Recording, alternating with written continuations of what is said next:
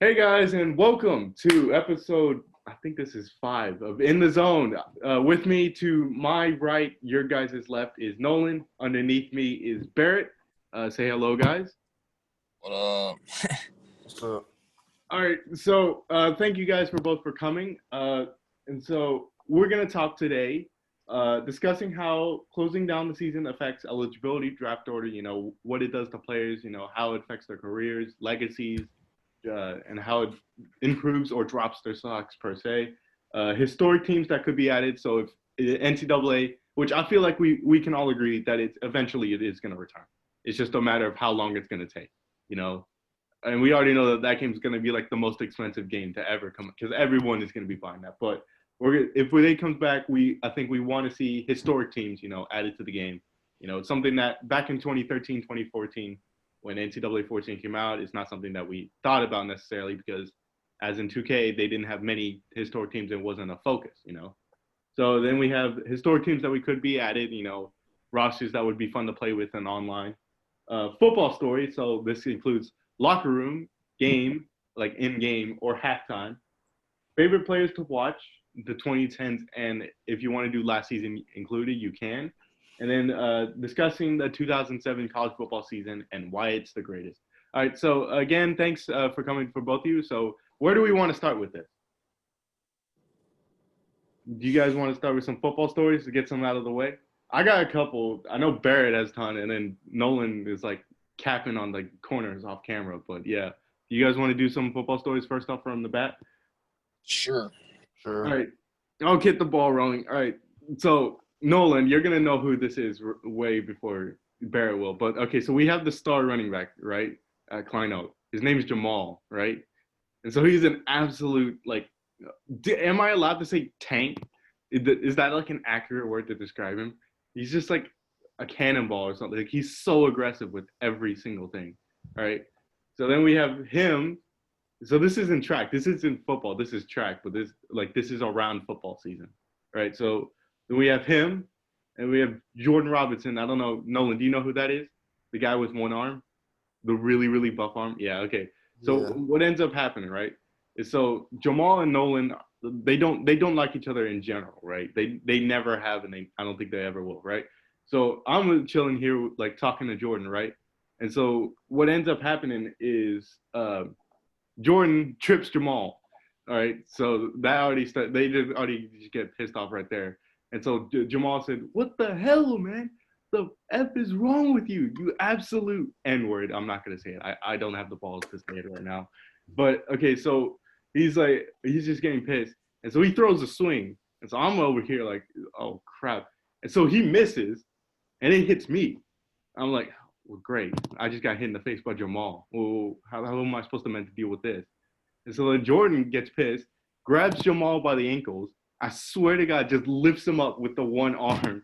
And it's just like he's like shaking him like this, like in a literal jerking off motion. He's literally shaking his head up and down.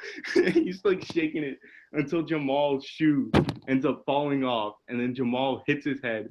And then so they get up. And so this is like eighth grade football year. So Coach Friend and Coach Gresham were like on the field with like Coach Moore and Coach Whitehead. And so they are all coming, but it's like too late because there's like a freaking circle around these two people. So like we have like 30 people around them, just like protecting them from stopping because we all wanted to see this fight. And so what ends up happening is Jamal loses a tooth uh, to like one of Jordan's like one-handed punches. Since okay, so you don't know this, Barrett, but basically Jordan had like an issue when he was at birth, and so whenever he was born, his right arm what ended up happening is like it had a vein in it that burst, and so it never actually grew. So it's literally like, I'm not even joking. It's literally like this. It's like a literal baby arm. Like no, it's not. Nolan, am I wrong in saying that it's literally like a baby? Like it's literally a bit. Hang on, let me see if I can pull a picture. But like, all right, so he has this baby arm, and so he has this one really, really. You remember how Death and Regular Show had that like really buff arm? And then you have like that other arm that's like nothing. Do you guys remember that Death and Regular Show? If you don't, look it up. But like it looked, I swear to God, on God, it looked exactly like that. But so he's beating him up with literally one arm. And so what ends up happening is after he's knocked out his tooth, Jamal just starts getting super serious, and he says, "Fuck you," N word, and then he's like, he grabs the other arm, he grabs the little arm, and just starts twisting it. It's like, dude, this is so bad. So that fight lasted for like a good 2 minutes before the coaches were able to just overcome the storm. And so yeah, so what ends up happening is this happens on picture day. So what ends up happening is we sort by shortest to tallest. And since Jordan and Jamal are like the same height at this point, they're literally right next to each other during the pictures. And I don't know if I have the pictures, but yeah, it was pretty bad. We were trying to, they had to put me in between because I was like 6 foot at this point, which is like, at this point, that's like 6'5" for us. But it's like, back then it wasn't actually that tall. Or right now it's not actually that tall, but like back then it was tall. Hang on. No, I can't find. Yo, can you find one?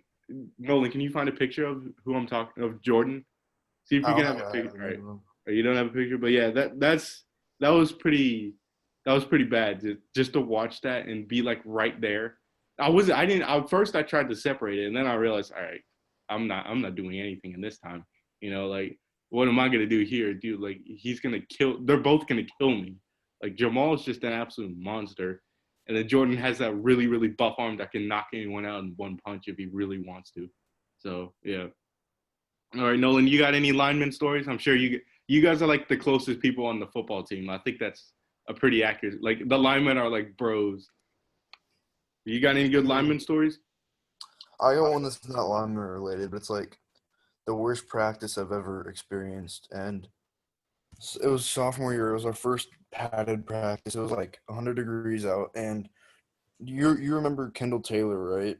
Oh yeah. Oh wait, the Yeah. woman So beater? The woman beater? Is that who? yeah. So he was like the star running back at this point. We were like only supposed to do like 10 sprints. And like on the eighth one, he quits like mid sprint. He just quits.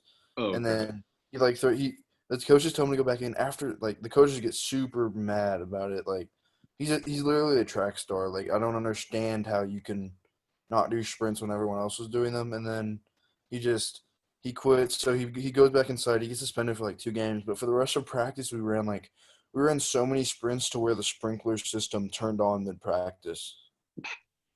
Like, Dang. we were running and the sprinklers were turning on. It was so bad. Wait, how long did this practice last? I think it was supposed to be like 2.5 hours, and we were there for like a good three and a half, maybe. It I was remember there awful. was a story. You know Luke Stenson, right? I remember he Yeah. told me the story about how you guys had to do push-ups for every person that had a zero.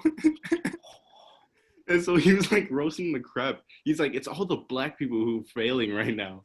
It's like he wasn't even trying to be offensive. It was just facts. He said, what was it, like 150, 200 push-ups for everyone that Yeah. had a zero, or every zero in the grade. So Barrett, all right. So Barrett, you don't know this, but so what? Coach Glenn preaches academics before he does athletes. So what ends up happening is every time someone does bad in school, yeah, the entire team just gets crucified. And so what ends up happening is the yearly thing that they do. What the heck are you? The yearly thing that they do is that what we end up doing is we do push-ups for every zero in the assignment. Apparently, everyone was stupid this year, so we had like, what was it, 200 people that had zeros. Yeah. It was like, yeah, it's like 200, 250 people. So every person that I wasn't on the football team, so I'm glad I didn't join, but they had to do 250 push-ups because like that doesn't sound like a lot until you actually like try and do it and realize that it's like nonstop. I have a couple boot camp. Do you guys have any boot camp stories? I've never been to boot camp. You're lucky with that one. Not like boot camp, but like football boot camp. Nolan, you probably know what I'm talking about. Like with that season, you know what I'm talking about. You got Yeah. any good ones? I'm trying to think. I got one where it's, all right, so this is funny. So there's my friend, right? His name's Ryan Collins, right? So this is, I think, 8th grade. I'm not sure, but I think it's 8th grade, right? So we're in boot camp, right? And so what ends up happening is every person that speaks out of line has to do 50 push-ups. But this dude had a dentist appointment early in the day to get his wisdom teeth taken out. And so if you miss a day, you do 50 push-ups. And if you talk out of line, you do 50 push-ups. So we had to choose between which one to do. And so what ends up happening is he comes in after he has his wisdom teeth taken out, and he's high as crap. from the laughing gas and stuff.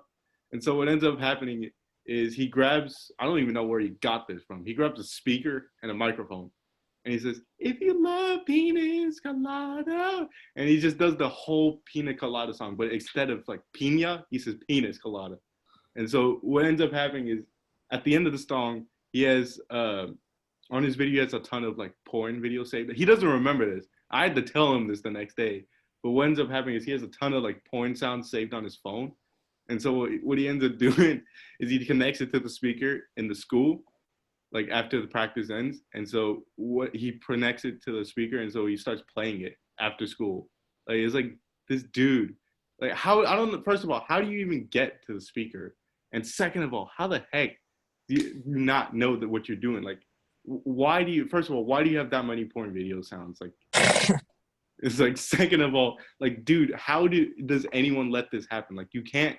Like, it's so much harder than people think it is to get into like the principal's office and connect to the speaker without them noticing, because they're always there on their phones.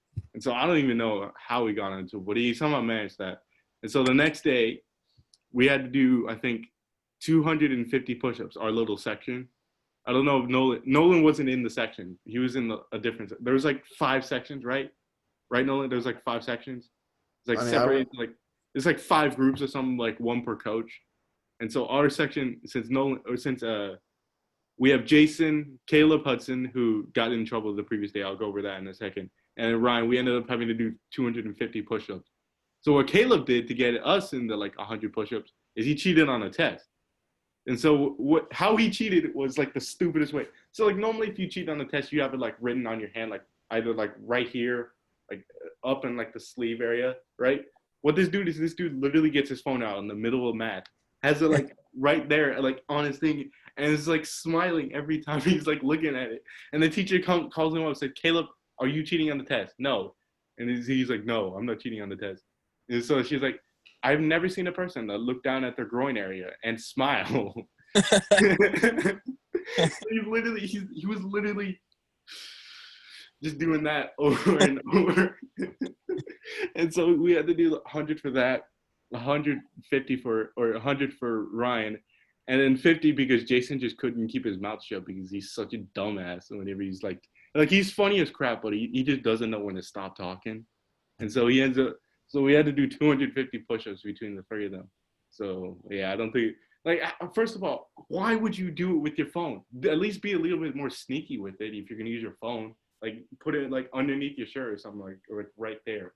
It's like you can't just like look at your dick and then just smile at it. Like that's not how you're supposed to cheat. If you're gonna cheat, do it right. But yeah, that's a couple of those are boot camp stories. Nolan, you got any more? I got one from, because I went to Hildebrand for 8th grade. You don't know, you're not gonna know the people, but this kid had he was walking down the hallway. He was in our football period as well, and another kid from our football period named Iverson. This kid was carrying a like a huge box of goldfish down the hallway. And binder tipping was a huge thing because we were in like 8th grade. Binder tipping was a huge thing. He binder tips the goldfish, spills all the way into the main hallway. The whole entire thing spilled. The next day we had to do like 300 push-ups just for that. It was like the second to last day of school as well.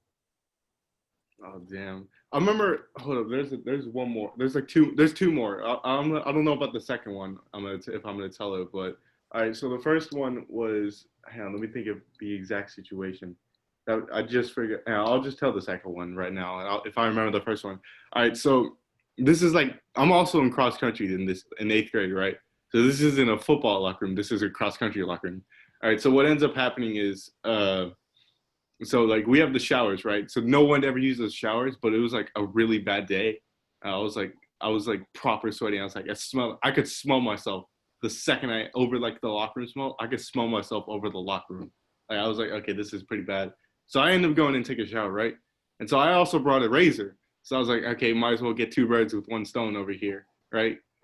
And so I decided to, cut down, do some cutting down low, right? So I'm in the shower, like as like washing off and then cutting down low at the same time, and it gets caught. And so I'm like, oh crap. I was like, oh crap. And so I'm like the second to last one in the area.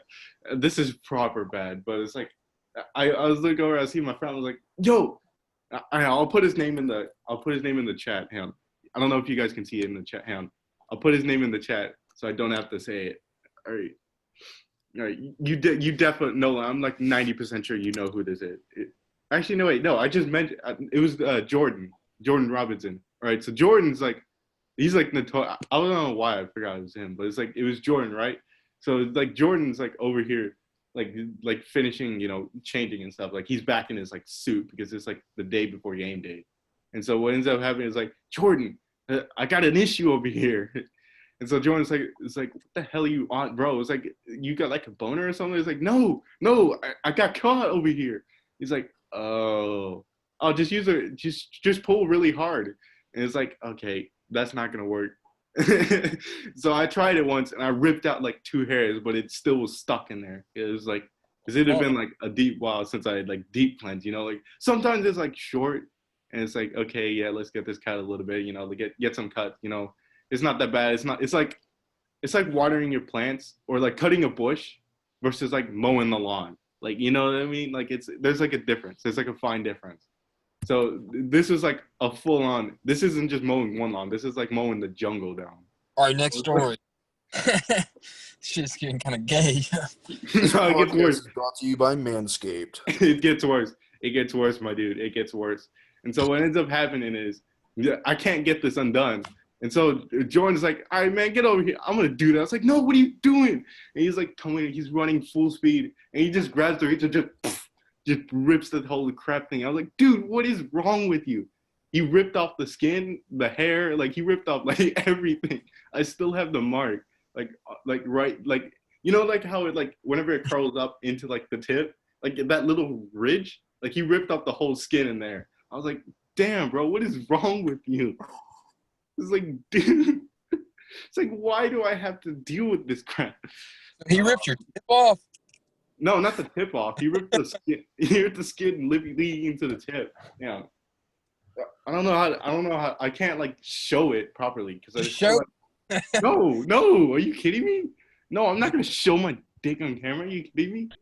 But it's like okay, so you know how it's like it starts. There's like a section of hair and then it starts curling up the tip. So I got into like the top part and there was like a ridge. You know how there's like a gap with like a couple of veins either side, right? He ripped the section in between the veins. So he ripped the whole section. I'm just like damn near in tears, bleeding out on the freaking. I literally was like, what the hell, man? And he just like, no problem, don't mention it. And he just walks out. It's like, dude, what is wrong with you? So fun fact, later in the day I had him and he's like, nah, man, I don't apologize for anything. I just helped the brother out. I was like, dude, you didn't help me out. You set me up worse than when I was before. At least then I might have had like some scissors or something to cut myself free.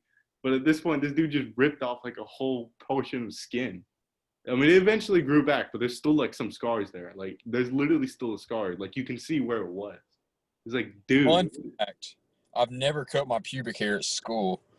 I didn't know that shit was a thing.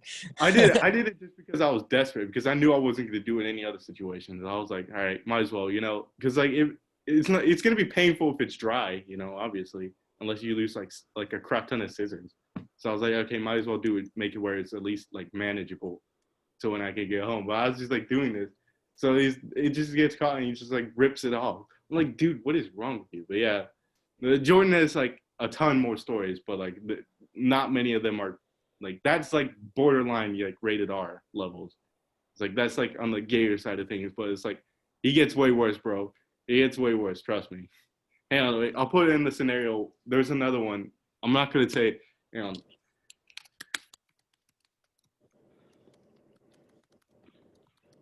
All right, there you go. There you go. I don't read out the actual letters, but yeah, that was another one. That was another one. Damn, it was like, yeah. Can you see it? Yeah, who did that happen to? That was him. He got that from pulling off your razor? No, not from that. It's a different scenario. Scenario. He just walked in and he was just like, yeah. It was this like, like fruitcake. Yeah. He's definitely on the. He acts like he's on the fruity side. I think yeah, yeah. Nolan, exactly. But yeah, yeah. That's some locker room stories. I think we've gotten some entertainment. You got any, Barry? You got any? I know you've got some. There's no way you can't have some. So I would have been in ninth grade at the time, and it was spring training, and we do spring like some schools do it in like our area in March, April, but we did it in May, and I just got my braces put on, and so we got out there, and I played outside linebacker, and I was on varsity, and our whole offensive line was averaging like fucking 6'4", like 270, and everybody off of that class of offensive line, they ended up going to play D1 ball somewhere, or they went to JUCO. The center went JUCO, and everybody else went D1, and I was coming up to hit the running back. And I remember like this big ass tackle hits head on, and I didn't have a mouthpiece in because like they were just giving that to like because what was it? I would have been a backup on varsity that year, and he hits me, and my braces were ripped off in the back of like they were like hanging off, and this like thing this is in the morning time. We practice in the morning, and so like they let like by grade they'd let you go back in the locker room, shower, and change, and so I went back in with varsity. I was going in with like the 11th and 12th graders and they brought 7th and 8th graders out for like varsity practices. And there's this boy, his name was Kermit, and he's like this damn retarded special ass kid. And they like yelled to him that the varsity's coming in, and he's running to the locker room butt ass naked with soap all over his body, just covered, just running around. Couldn't find his clothes, and like makes no attempt to cover his like private areas of Nether it all. region, yeah. No attempt at all, just running around. It was so funny. And then like you could go through the school like because this like class hadn't even like nobody like high school kids hadn't even gotten there yet. And you would go to the bathroom and like people would be trying to like bathe themselves in the damn sinks and stuff. Like they'd be the bathroom sinks instead of like going to the showers. And I was like, all this was in the same day. Like me getting my braces ripped off, and it would have been like that part through there, like off of 3 teeth, it was just hanging off. Oh dang. Like I didn't really feel it, but then it never hurt at all. But it's just like it was weird that like all of that happened the same day. You got your braces ripped off, especially a kid ran buck naked throughout the hallway, and then people are bathing in the Yo, there's no way that's it. There's no way you don't have more. I know Nolan has a couple more because I know a lot of Mason has a lot of stories. Dang, bro, we should have got. I know Mason has a lot of stories. But yeah. That was probably one. I mean, it was pretty fun finding out when we had like a 5-star running back on our team, but he ended up transferring away, and then they fired him the same week, and then it took us 5 months to find his replacement, and then he turned out to be like the worst damn coach that we've ever had in history, and then they fired him like 3 months into the season, and then we've had like coaches that like teach special ed that end up getting fired because they mess with like special kids and stuff like that. Like it was horrible. Dang. Wait. Nolan, your camera froze. I don't know if that's intentional or not, but yeah. I remember. Oh, this is proper bad. Speaking of special, all right. So this isn't football. This is basketball. All right. So we're playing with like a bunch of people. This is PE class. There's like 3 or 4 special ed kids in our class, and one of them, his name is Mason. Funnily enough, but so what ends up happening is we're doing like 5-on-5, and he's like, all right. So there's say that like this is the gym, right? Or this is like the court. There's like a hoop right here, a hoop right here, and then a hoop right here. Mason's like practicing on the hoop right here. And so we're playing on the vertical hoop. So it's like bound to intercourse and like hit each other. So what ends up happening is the other team gets on the fast break, right?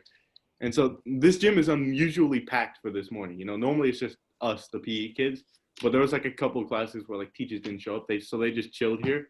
And so what ends up happening is they get a fast break going into this way. And so Mason's like practicing right here. And so I'm running backwards, not looking where I'm going because I'm like trying to mark my man. I trip over. I yell like, "What the fuck are you doing, you absolute retard?" And then I turn on. Everyone's like, "Dude, what is wrong with you?" It's like, "What do you mean? I'm just triggered." It's like, "No, look at who you said it to." And I look over. I swear, I just looked over and was like, I see Mason just sitting there crying. I'm like, "Oh, God, dang it!" And so you just see this special ed kid just crying there, just absolutely just tears. And then everyone, I swear to God, like I've never been booed. Like a couple of people just started booing me, but just for the sake of doing it. And so I just felt like that just brings you down, like right down to earth, you know, like our team was up by 20, but I swear to God, it felt like we were down by 50, bro. Like it was not. That was not a pleasant experience. Like tripping over.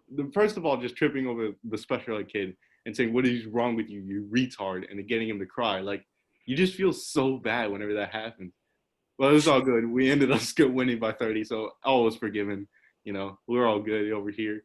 But yeah, that's another story. I know my friends Omar and Abdullah were there, so they remember this. But yeah, they remember that. But yeah, that was pretty bad. Like you feel bad if you yell at a retarded kid or like hit him in dodgeball or something like that. Like that's like a moment that brings you right down to earth. All right. So I think we spent. I don't know if we have. Do you have any more stories, or do you want to move on? Move on. Move on. All right. So let's discuss the closing down. So, all right. So you guys, I'm sure you guys are aware the Pac-12 and Big Ten, they decided to shut down the season. Is the Big 12 also doing it? I'm not sure. I know the Mountain West is doing it as well. They said that they want to follow the ACC and SEC. So they're going to play the season? Yeah. All right. So first of all, the Big Ten closing down, that's like Ohio State, Michigan State, Nebraska, Iowa, like Michigan, that's like Penn State, like Purdue even, like that's some quality team, like no one cares about Rutgers. Like, let's be honest here. No one cares about Rutgers. No one cares about Maryland. But like you get Ohio State, Michigan State, all them out. And then you add the Pac-12, which is Oregon, Stanford, USC, UCLA, like big time money revenue makers, like how do you think that's going to affect the action? Do you think that obviously it's going to affect the season in a negative way, like it's never going to be like, oh my gosh, Ohio State's out here. But no one cares about Ohio State. It's like everyone's going to like, as much as we hate Ohio State, I think all my dudes hate how Ohio State, but it's like, it's like you're still going to miss them there. But how do you think that's going to affect, the player morale? Do you guys think that they're going to give everyone another year? They are. They saw it on Twitter earlier, 6 hours ago. They said that if you like whatever team misses this year, they're going to give them another year of eligibility. So would you take that extra year of eligibility if you're a draft prospect? Depends on what your stock is. If I'm like a Yeah. 7th rounder and I was a backup and my stock was already that high, I would come back and try and get it. Yeah. What about you? No, if you were so let's say you were at like, I don't know, let's pick the bum team, Rutgers. Let's say you were a lineman at Rutgers, but you were like decently high rated for Rutgers standards. It's like, would you want to stay, or would you want to just like continue move on, even if it meant like not playing in the NFL or not doing anything? Would you want to stay? I mean, probably just another 3-year education, I guess. That's basically all it is. I'm myself personally, I don't know if I would say, because you don't know how long this is gonna go. Like, quite frankly, like we're no closer to a cure than we were at the time when Kobe Bryant died and the virus was just starting to become a thing. Like, like we're no closer to an actual cure than we were back then. So you Russia don't now. Huh? Russia has a vaccine now. Okay, well maybe we are closer than I actually thought, but I mean that's Russia. How much can we trust Russia though? Like. Exactly. It's all for an extortionate price. It's like no one trusts Russia and no one trusts China. Like, come on now. Even if they actually did have it, we wouldn't trust them. But yeah, so realistically, we're no closer in America to having a vaccine than we were back then. So it's like you don't know how long this is going to be. You don't know even if they're going to come back in the spring, if that's even going to be a thing. Like even though it's a low chance to actually get the virus, it's like less than like 4% now. To get the virus because so many people are like either staying at home, wearing masks, or just like quarantining in general. It's like it's a low chance, but it's like you don't know how long it's gonna last. It could be 2 years, and it's like that's 2 years of your life that you're gonna waste basically doing nothing because you're gonna be try doing football and stuff. It's like I don't know if it's worth it to actually stay. Obviously if you're someone like Trevor Lawrence, the odds of you staying already are like slim to none. I'm sure he wants to stay because of how the last season ended, but it's like I don't know if it's worth it to stay at this point. You can definitely do bigger and better things. At least some of them can. Do you think that with the loss of Ohio State and like all the big teams, do you think that'll be like make the season not like the champion per se have an asterisk next to it? So if we actually end up, you don't think so? You don't think there's going to be an asterisk next to so because Ohio State's stacked always. Same with like Michigan, like all the good teams are always stacked, and they're always a challenge to me. I think it's going to be like the NBA this year. I think there's going to be an asterisk next to it. I don't see how you can like not have one next to it because especially if it's like Alabama or Georgia or someone, it's like they're going to try and discredit the crap out of them. It's like I think there's going to. Do you guys think there's going to be an asterisk next to the champion, assuming the season's finishes, obviously? Yes. What about you, Nolan? Do you think there's going to be one? There will, but there shouldn't. Why shouldn't there be? I mean, I just don't see any of the Big 10 or Pac-12 teams beating Clemson or any of the SEC teams. Yeah, I agree on that too. It's going to be an ACC or SEC winner if there's a full season this year, anyways. What makes you guys say that? You never know. Oregon could sneak up. Utah could sneak up. Ohio State's always in the mix at the very minimum. Ohio State always chokes. They didn't in 2014. A long time ago. That's true. That is true. And that was the last good thing. That was also when they had Ezekiel Elliott. So yeah. They actually had like one of the best running backs in the NFL right now on their team back then. So it's like, yeah, that kind of does make sense. So do you think that who do you guys think would win then? Who if the season starts, who are you guys picking for the playoff? I think we can all agree Clemson, Alabama, like they never have any issues. Like the only issue with Alabama is they have to go through Auburn or LSU. So it's like I don't think Alabama would make it this year. Really? Why not? Two is gone. I mean, they still got Najee Harris back. They still got like a lot of they got Najee Harris. I think I just said his name. Brian Robinson. They lost Jerry Jeudy. They lost Henry Ruggs, which is two big receivers for them. I just don't think the secondary is still complete. And two, I just don't see them they're gonna be good, but I mean they're not gonna be Bama good. Yeah, I don't think they're. I think I could see them losing 2 games, and that could be LSU or Auburn, and then the conference championship if Auburn or LSU didn't make it. What about Georgia though? Georgia and Florida are always. I think Georgia or Clemson would win the Natty this year. I think Georgia. This is I don't know if you guys want to argue this. I think if it wasn't for Alabama, in their way, I think Georgia would be the best team of the decade. Normal team, obviously. They would have the best run of the decade. Because they've been so close so many times to get to the national title game or to steal a spot, and they missed it out because they went against Alabama, literally, or Auburn. I think, all things considered, I think the Aaron Murray Georgia, the 2011 Georgia, I think Georgia, the only reason that they haven't had 4 or 5 national titles in the decade, because let's be honest, whoever won the 2013 national title or the SEC championship game, the one between Bama and Georgia, was going to crap out of Notre Dame. It was come on now. No one believed in Notre Dame was good, but no one really thought that they would ever compete against one of those 2 teams. So it's they would have gotten that done. They would have been since they beat OU, they would have been Bama in the national title. If they would have won the national title if it wasn't for Bama, they would have gotten it back to the playoff if it wasn't for Bama. It's they literally ran into Alabama, Auburn, or LSU at the worst possible times, and they just couldn't get over the hump. So I think Georgia is always a shout. I think my most underrated team, has to be Florida. I think Florida always has something special and brewing up. It's just whether or not they can actually have a quarterback or something to piece it together. They lost Felipe Franks, but who is it that they? Kyle Trask. Kyle Trask. Yeah. I think he's the real deal. I don't know about you. I think he's actually the real deal. I think he's a good quarterback. They always have something brewing. They always have a good defense, and they always have the swamp, which this year doesn't count for much, but you know what I mean. So who would you guys pick for the 4 teams to be in the playoff? For this, for the circumstances right now? Or? For the circumstances right now. Obviously, difference. I think we would all pick Ohio State to somehow make it in. Even if they wouldn't win, they would be in. They don't have. Huh? Well, they don't have a season there. You said for the circumstances. I think, so given the circumstances, Ohio State and all the Big Ten and Pac-12 teams are out. So who do you think would make it in? Clemson, Georgia.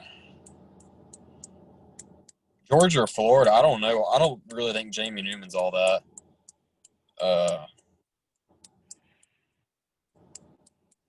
Oklahoma, I mean, they'll probably run the. Knowing them, they'll get another Heisman Trophy winner at quarterback somehow. Who did they have? They had another dual threat quarterback commit to them. Who was it? Spencer Rattler, who was the #1 quarterback in the class. Yeah, so knowing them, they'll probably turn him into a Heisman Trophy winner somehow. And they got that 5-star that's in the class of 21 too. So Yeah, I swear, what is that? What is up? There has to be something going down there at Oklahoma. They Quarterback. got the best QB recruiting. They got the best QB coach in the country. Yeah, so I guess that makes sense, you know. But all right, so Nolan, who would you pick? All right, so wait, Barrett, you have 3 teams. Who is the 4th one? Who would you pick to get 4th in? well, you can't pick Ohio State. I would have had them if it wasn't for this. Honestly, I could see 2 teams from the SEC, Clemson, and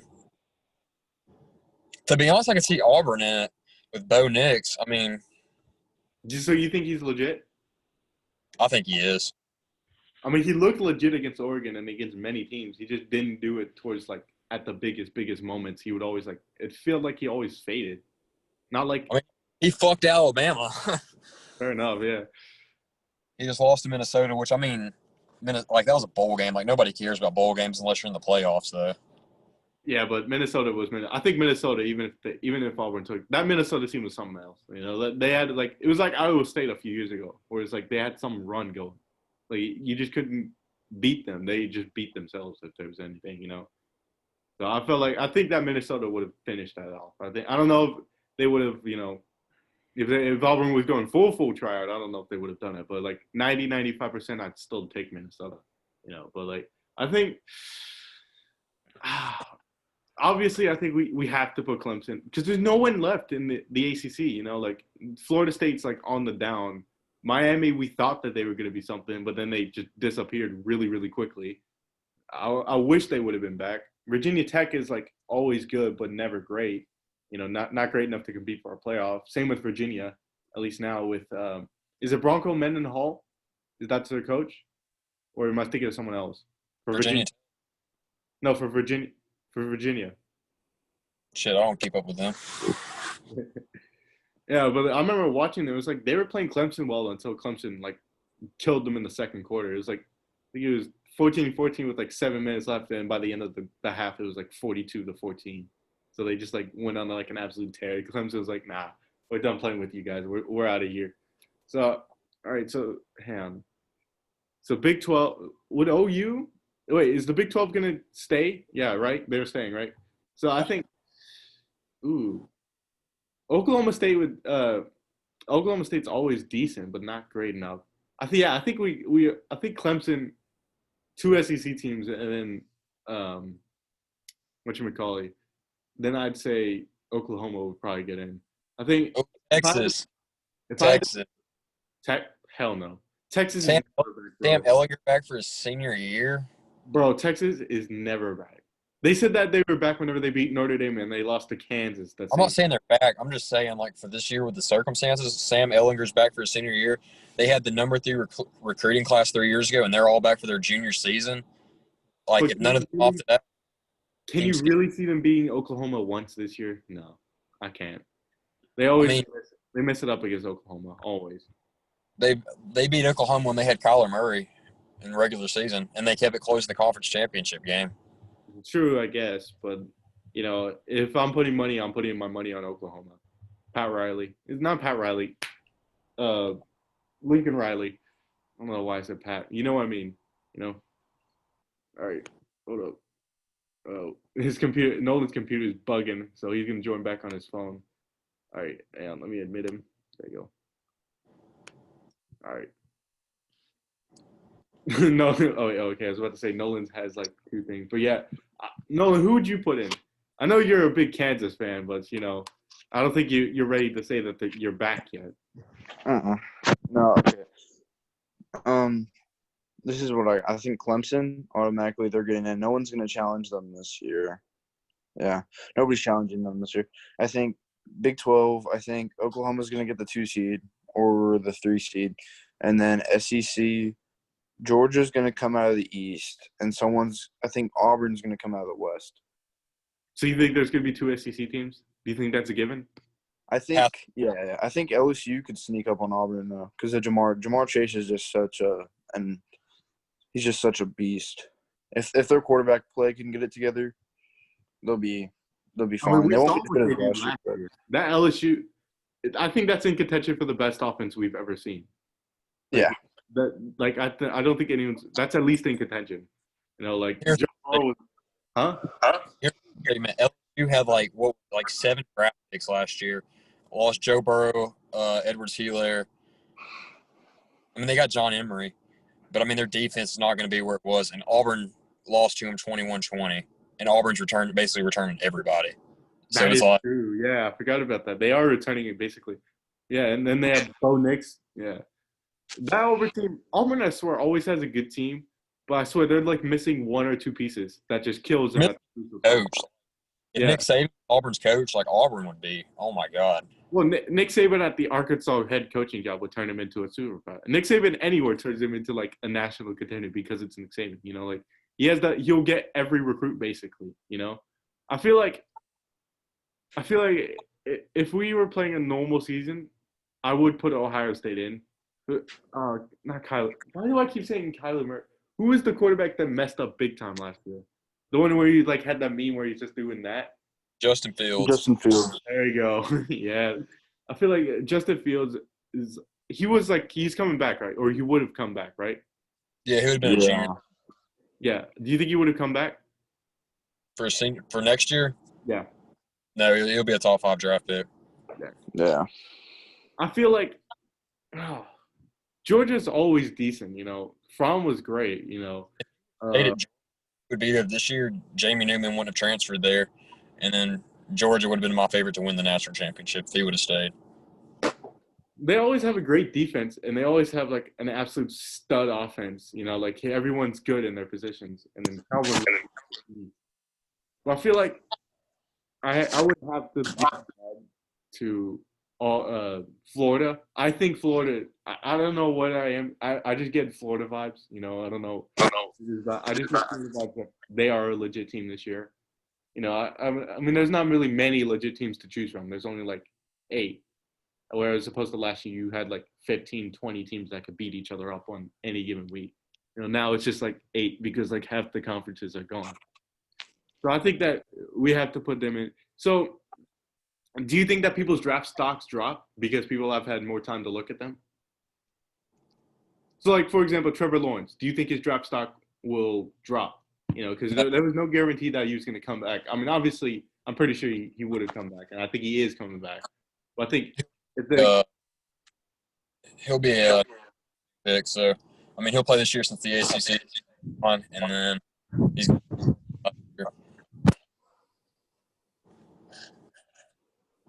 So, do you think that so like someone like I don't know, I can't think of anyone that's like was on the bubble. I don't know. I can't. I really, Nolan, can you help me out? Is there anyone out Kansas that was on the bubble for an NFL pick? Anyone on what? Kansas. Oh, actually, no. Okay, so here's a good. Raheem Boyd, Arkansas. So Arkansas's running back. He's like an absolute stud, but since he's on Arkansas, no one cares. He'll get like 1,500 yards a year. No one will give a crap. He's like our 3rd or 4th all-time rusher, which is saying something. Because we used to run like a crap ton. So it's like, yeah. So it's like his stock has dropped significantly because people have had more time to look at him. Everyone's had more time to look at him because they know he's coming back. So it's like if he had declared, and the circumstances still presented itself, I think he would have gone a lot higher. I think he was projected to be like a 2nd-round pick, which is from Arkansas. That's saying something, and considering the fact that he didn't get much attention, that's saying something. But I think Mac Jones is screwed because Bryce Young coming in for Alabama. I think Bryce Young will take him out. I feel like that will hurt Mac Jones. Yeah. All right. So we done with this topic? I think we have our established, people. I think we've established our points that, draft stock can get hurt, but I don't think it's like, for most people, it's really affected. Wait, I was looking at that. What do you guys think of Les Miles at LSU? I know what he's thinking, but what do you think? Do you think he's going to eventually get Kansas back to where they were? The Mad No. return? Do you think that Kansas is going to be like back to 07? No? You don't think so? Why not? I mean, Les Miles is never like excellent at LSU. I mean, he took them to the national championship, but he always loses that one game he's supposed to lose. Like, that they're not supposed to lose. You know what I mean? Like, Yeah. I mean, he always choked at like one game at LSU. Like, I feel like Ed Orgeron's a better coach than him. And I mean, he might get Kansas good like 8-9 year, but I don't feel like he's ever going to be. I mean, I think, let's be honest, 2007 had like an absolute wacky season. So like Kansas being number 2 is not out of the picture. Wait, was it number 2 or number 4? How high was it? 2? Number 2 at the end of the season. We were the only team with one loss because LSU won the national championship. Except Hawaii as well. Yeah, LSU. We're the only Power 5 team. LSU won the Natty with 3 losses. Yeah, and Ohio State was in the national title with 1. They lost to Illinois, who had 2. Yeah, like let's be honest here. 2007, I think we can all agree is the greatest season that we've watched. You know, like there's a couple. You know, when the MAC teams are good and when they're upsetting people. So like I remember, if you guys can remember 2013 NIU, they were like number 11 or 12, and they played Florida State, and they were playing them pretty well, like up until the third quarter. It was like 7-3 at halftime, and in Florida State is like this is the year before they went to the national title. You know, this is the year before they went to the national title, and so they ended up taking it 7-3 like midway through the third, and then Florida State just killed them in like 20 seconds. It was like then it was like 28-3 before they knew it. You know, well, it's like when the MAC teams and like the little teams are good, like UCF. I mean, no one actually takes UCF seriously as like a national title contender. And as No, they won the title for sure. Huh? I count them as winning the national title. Who? UCF. Really? Why? Raw as fuck. That's all I can say. Like fucking raw talent. Got throat fucked by LSU the next year. I mean that's the biggest fucking joke I've ever heard in my life. Yeah. UCF. Well, like, Scott, coach, he'll get back. Wait, what? Their coach Scott Frost that they had, he's a good coach. He'll get Nebraska like back up. Yeah, like Bo Pelini, man. I remember the Bo Pelini days. That like when Nebraska with like all the historic teams are good. That's when the season's entertaining. Or in the case of 2007, when there's a crap ton of upsets. You know, like I think it was like 8 weeks straight where like a top 5 team lost on the road. There's like some ridiculous streak like that. It's like we're never realistically going to see that like it's rare enough to see like 1 or 2 top 5 teams lose in like 1 week, and you'll get literally the like 8 teams out of the top 10 lose, and the only ones that don't lose is because they have a bye week. This man's flexing his core powers right there, but it's like core power. Get a sponsorship. I buy 4 a day. Dog, I don't get sponsored for this thing. I just do it just for the fun. You know, I last podcast I did, I got sponsored. It was by like some like hair gel. And I actually still have one of them.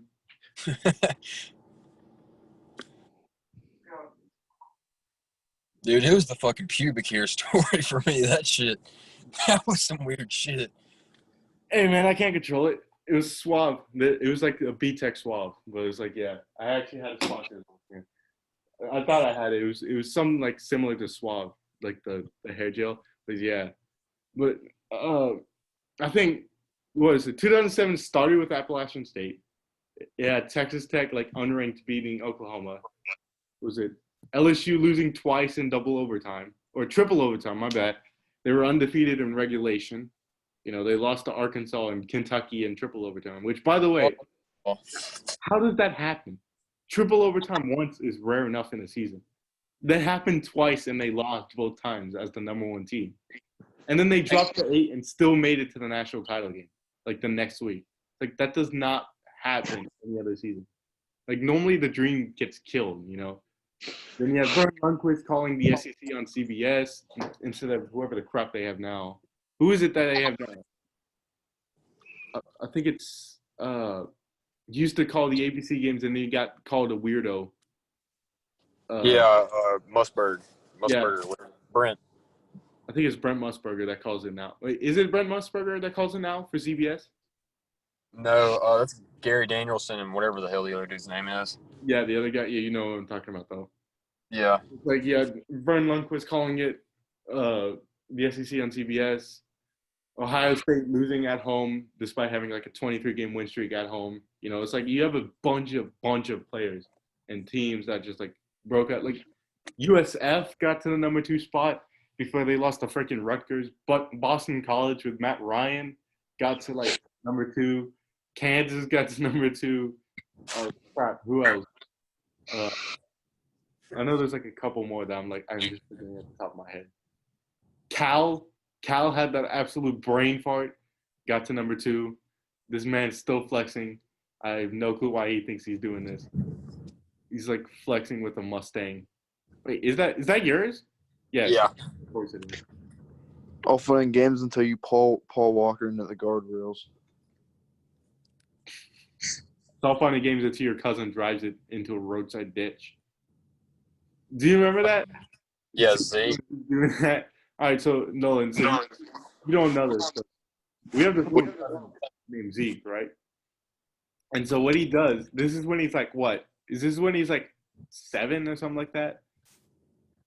I think it's in the 4 or 5. Yeah, he's 5? What? Dang, this is a long time ago. All right, so this is when he's like, okay, let's just say when he's 5, right? And so my aunt is like, her name's Misty, and so she goes up and she goes into the store and she leaves Zeke in the car, right? So what he ends up doing is he starts putting the car in reverse and he drives it off like and into like a roadside ditch. Like not even joking, he just drives it into a ditch and crashes the car in the ditch. It's like, dude, come on. But it's like I feel like 2007, I feel like has to be the greatest. You know, you had an absolute star-studded, you know, Arkansas team go 4-8. You know, Darren McFadden, Felix Jones, Peyton Hillis. You know, like, come on, like that is one of the greatest teams in Arkansas history. You have Kansas get to number 2, Missouri with Chase Daniels, West Virginia, the Pat White West Virginia, if you guys remember that. Crap, who else? There's like a ton of other teams. USC, I think, was good this year. Yeah, that was the year USC lost to Stanford. Bowie 1-point upset. I'm trying to think of who else was there. Oh, man. There's a lot of things that happened that year.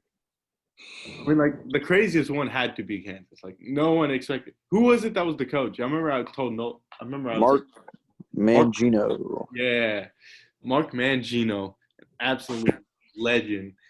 What was it, like 5'8" and 280 pounds? Dude, way more than that. He was like a bowling ball, like at least 400. Oh man, Aqib Talib. Who else was on that? I know Aqib Talib was on there. Who else? Chris Harris Jr. Oh yeah, Chris Harris. So the 2 of the best corners in the NFL at the same time were on that team. Dude, like that makes no sense. How were they on Kansas? It was like, Dude, they were both 2 and 3 stars. They just worked really hard and got good. Yeah. But it's like, yeah. All right. So speaking of that, all right. So I have a whole list of historic teams. I don't know if you guys want to list. I'll list off first, and I'll give reasons as to why. If you guys want to like comment on your team memories of that team, you know, then go ahead. All right. So this is one that I just found out about, but the second I found out, I knew it would have to be a thing. 1984 BYU national champions. I think I have 2 BYU teams actually. Jim McMahon BYU, the one that like had the greatest comeback in bowl history, where they were like down like 30-something points or something like that in the bowl game, and they won in the 4th quarter. So I have Jim McMahon BYU just for the fact that we have to have a Jim McMahon BYU, and then 84 BYU, the one that won the national title game.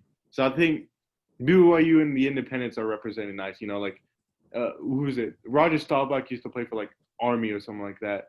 So it's like you could get an independent like them, or you could just get someone that's like has a fun player, you know, or won a national title game in the case of BYU.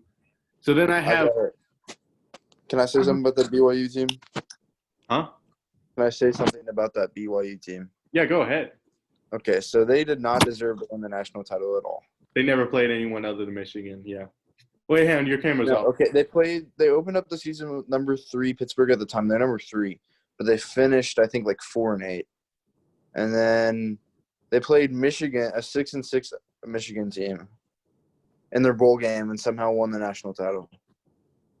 So you think that Like- that was? Do you think that if that? I think the They reason didn't why play, that they but- won it is because it didn't happen in today's era. Back then, if Yeah. it was 12-0, that was like basically instant. They, national. they beat a 6-6 team by 7 points in the Holiday Bowl to win the national title, which is just unheard of.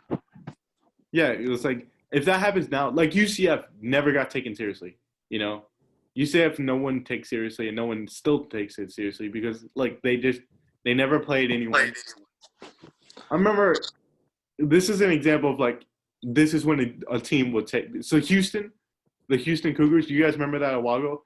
They beat Florida State the previous year. Then they go against Oklahoma.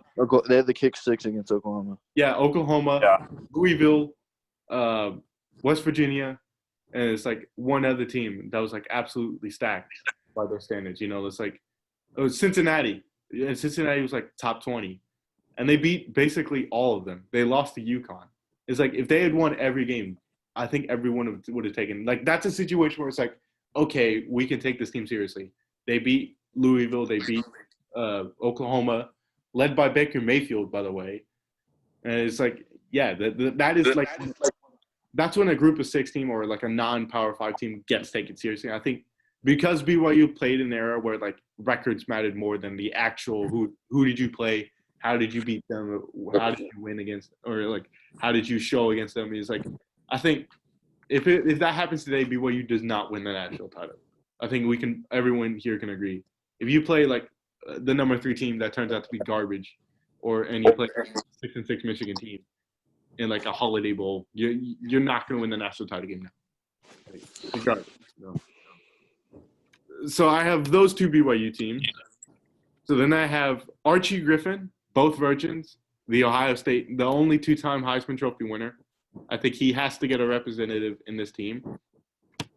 And I have this is proper bad. I wish they would add this, but I'm like 100% sure that they would never add this. 66 USC, O.J. Simpson. I think we have to like.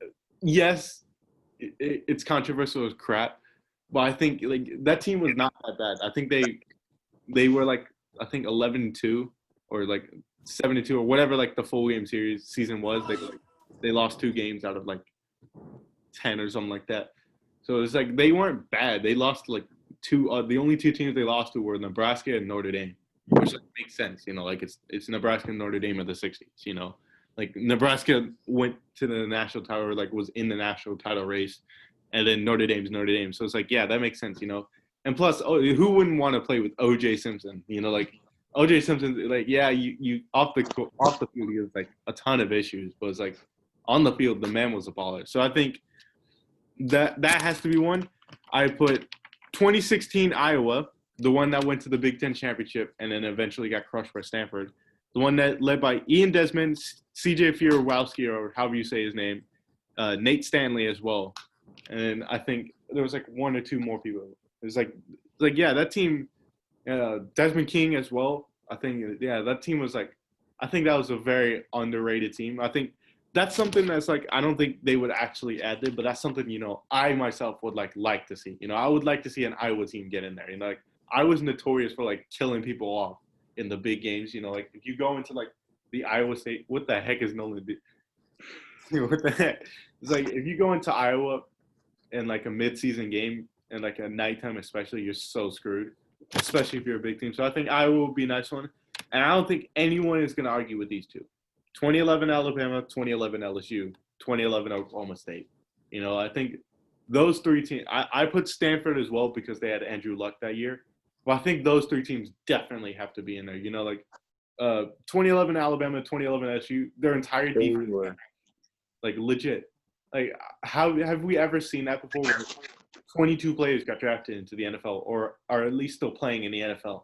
Like that's such an unheard of situation where you have that. Like those teams were just so star-studded. Then you have the offense. Jarvis Landry, Travarius, or not Travarius Mingo, Zach Menberg, Jarvis Landry. Wait, did I already say it was Odell Beckham, Jarvis Landry, Jeremy Hill, Baby off for Blue. And then on Alabama, you have AJ McCarron, Julio Jones, and like Trent. Was it Trent Richardson, or was it Eddie Lacy at that point? I'm Trent pretty sure. Richardson. Huh? Lacey was after. Lacey was the team that destroyed Notre Dame. Yeah, I know that. Yeah. Who was the running back? 2011. Who was the running back? That would have been Trent Richardson, I'm pretty sure. All right, so 2011. So Trent Richardson. Actually, no. LSU didn't have Mettenberger at that time. They had like some garbage quarterback, so it was like Jordan or something like that. He is that black guy. Yeah, like Jordan Sim or something like that. I don't know. So they had like Jefferson. Yeah, Jordan Jefferson. There you go. They have Jordan Jefferson as their quarterback. So that's like an area of weak point. But that's like literally it for those two teams. And then Oklahoma State, I mean, yeah, they lost to Iowa State. But it's like they had Brandon Whedon and they had like an absolutely on point offense. So I don't think anyone's arguing with those two teams. I think that Alabama and LSU are going to probably have like some of the most teams. But I think those two teams are probably going to be the best teams that they've ever had. Because it's every player in defense got drafted into the NFL. And I think it was 17 out of 22 players on defense that started in that 9-6 game got drafted in the first, second, or third round, which is like that's just ridiculous. Like, when are we ever gonna see that again? They had like 32 people get drafted. So I think those ones definitely get in. I don't remember. I think this is the year that Arkansas went to the BCS. I'm pretty sure in this year, and we played Ohio State. Yeah, I'm like 90% sure because the next year Ohio State got banned. So I think Arkansas with Ryan Mallett would be nice, and then Kobe Hamilton and like Joe Adams, the guy with the insane punt returns. I think that team would be fun to play with. Obviously it's not as great as the other ones, but then I have 2009 Texas and 2005 Texas. For completely different reasons. Obviously 2009 Texans had Colt McCoy, and then like it's Texas. It's like you can't not have multiple Texas teams. And I think obviously the creme de la creme would be 2005 Texas. I think 05 Texas, Vince Young, and then like everyone on the defense, Jordan Love, I think his name was, the corner, winning like the first round. It's like this team, that 05 Texas and then 05 USC, I think that's like in contention for the greatest game to ever be played in college football. Because of the hype, all the star players on there, Matt Leinart, Reggie Bush, and who was the guy that they called Thunder, the running back? I don't remember his name. I know you're talking about. He was number 41, I think, or 40. He was their power back. Yeah, the power back. Not LaDainian Tomlinson. That's a Ron Playerson. You know who I'm talking about, though. So, yeah. Wait, Barrett, do you know who I'm talking about?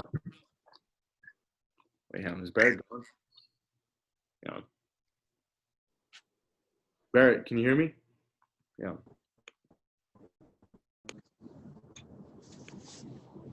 Yeah, But I feel like it was like Lindell or something.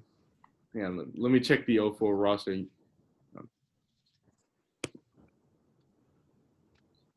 But yeah, so I have 2005 Texas and in 2004 USC.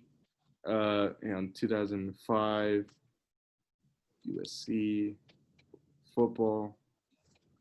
All right.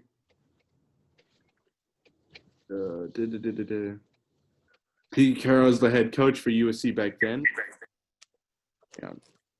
Let me see if I can find it.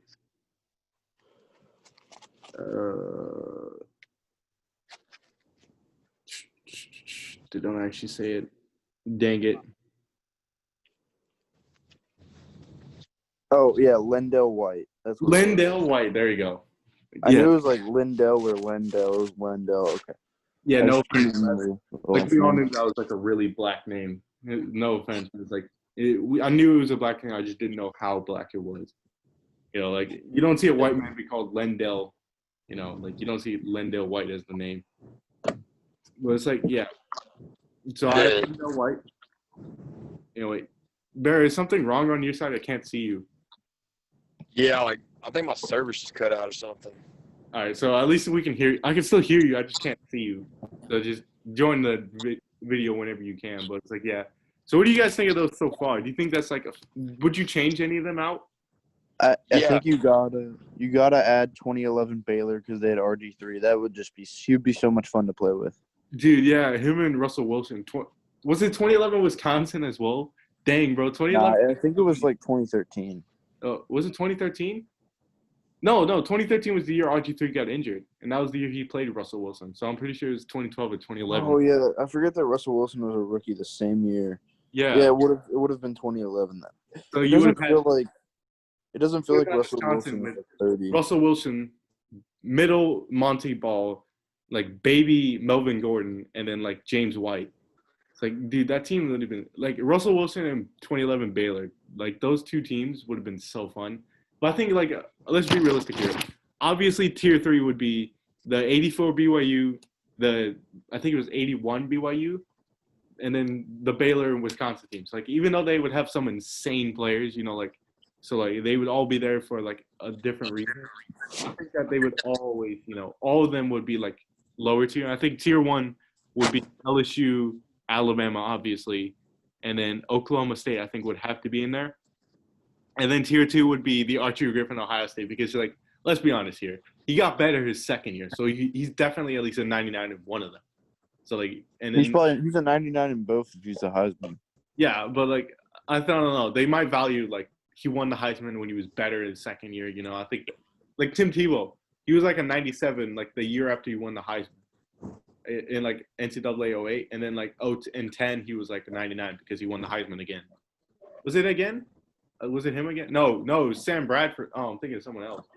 But he got rated higher the next year, even though he didn't win the Heisman. Yeah, just progression. Yeah. So it's like I don't know. They would give it 99 both, but I think that they would be tier 2. The OJ Simpson, that would be so fun. That would be so fun. That's like the ultimate troll team. I think that would be a troll team and nothing more. But I think 66 USC. And I think. What? Wait. I would have 2016 Tennessee. Really? The one with Josh Dobbs and Alvin Kamara. Josh Dobbs, Alvin Kamara, Jalen Hurd. You have Josh Malone. Who else out there? Jawan Jennings. You have Derek Barnett. Nobody in college football has had more pressures on a quarterback since him. Who else do you have out there? You had Shai Tuttle, who's really good. I'm trying to think of some more people on defense that was like really good out there. You have Cam Sutton.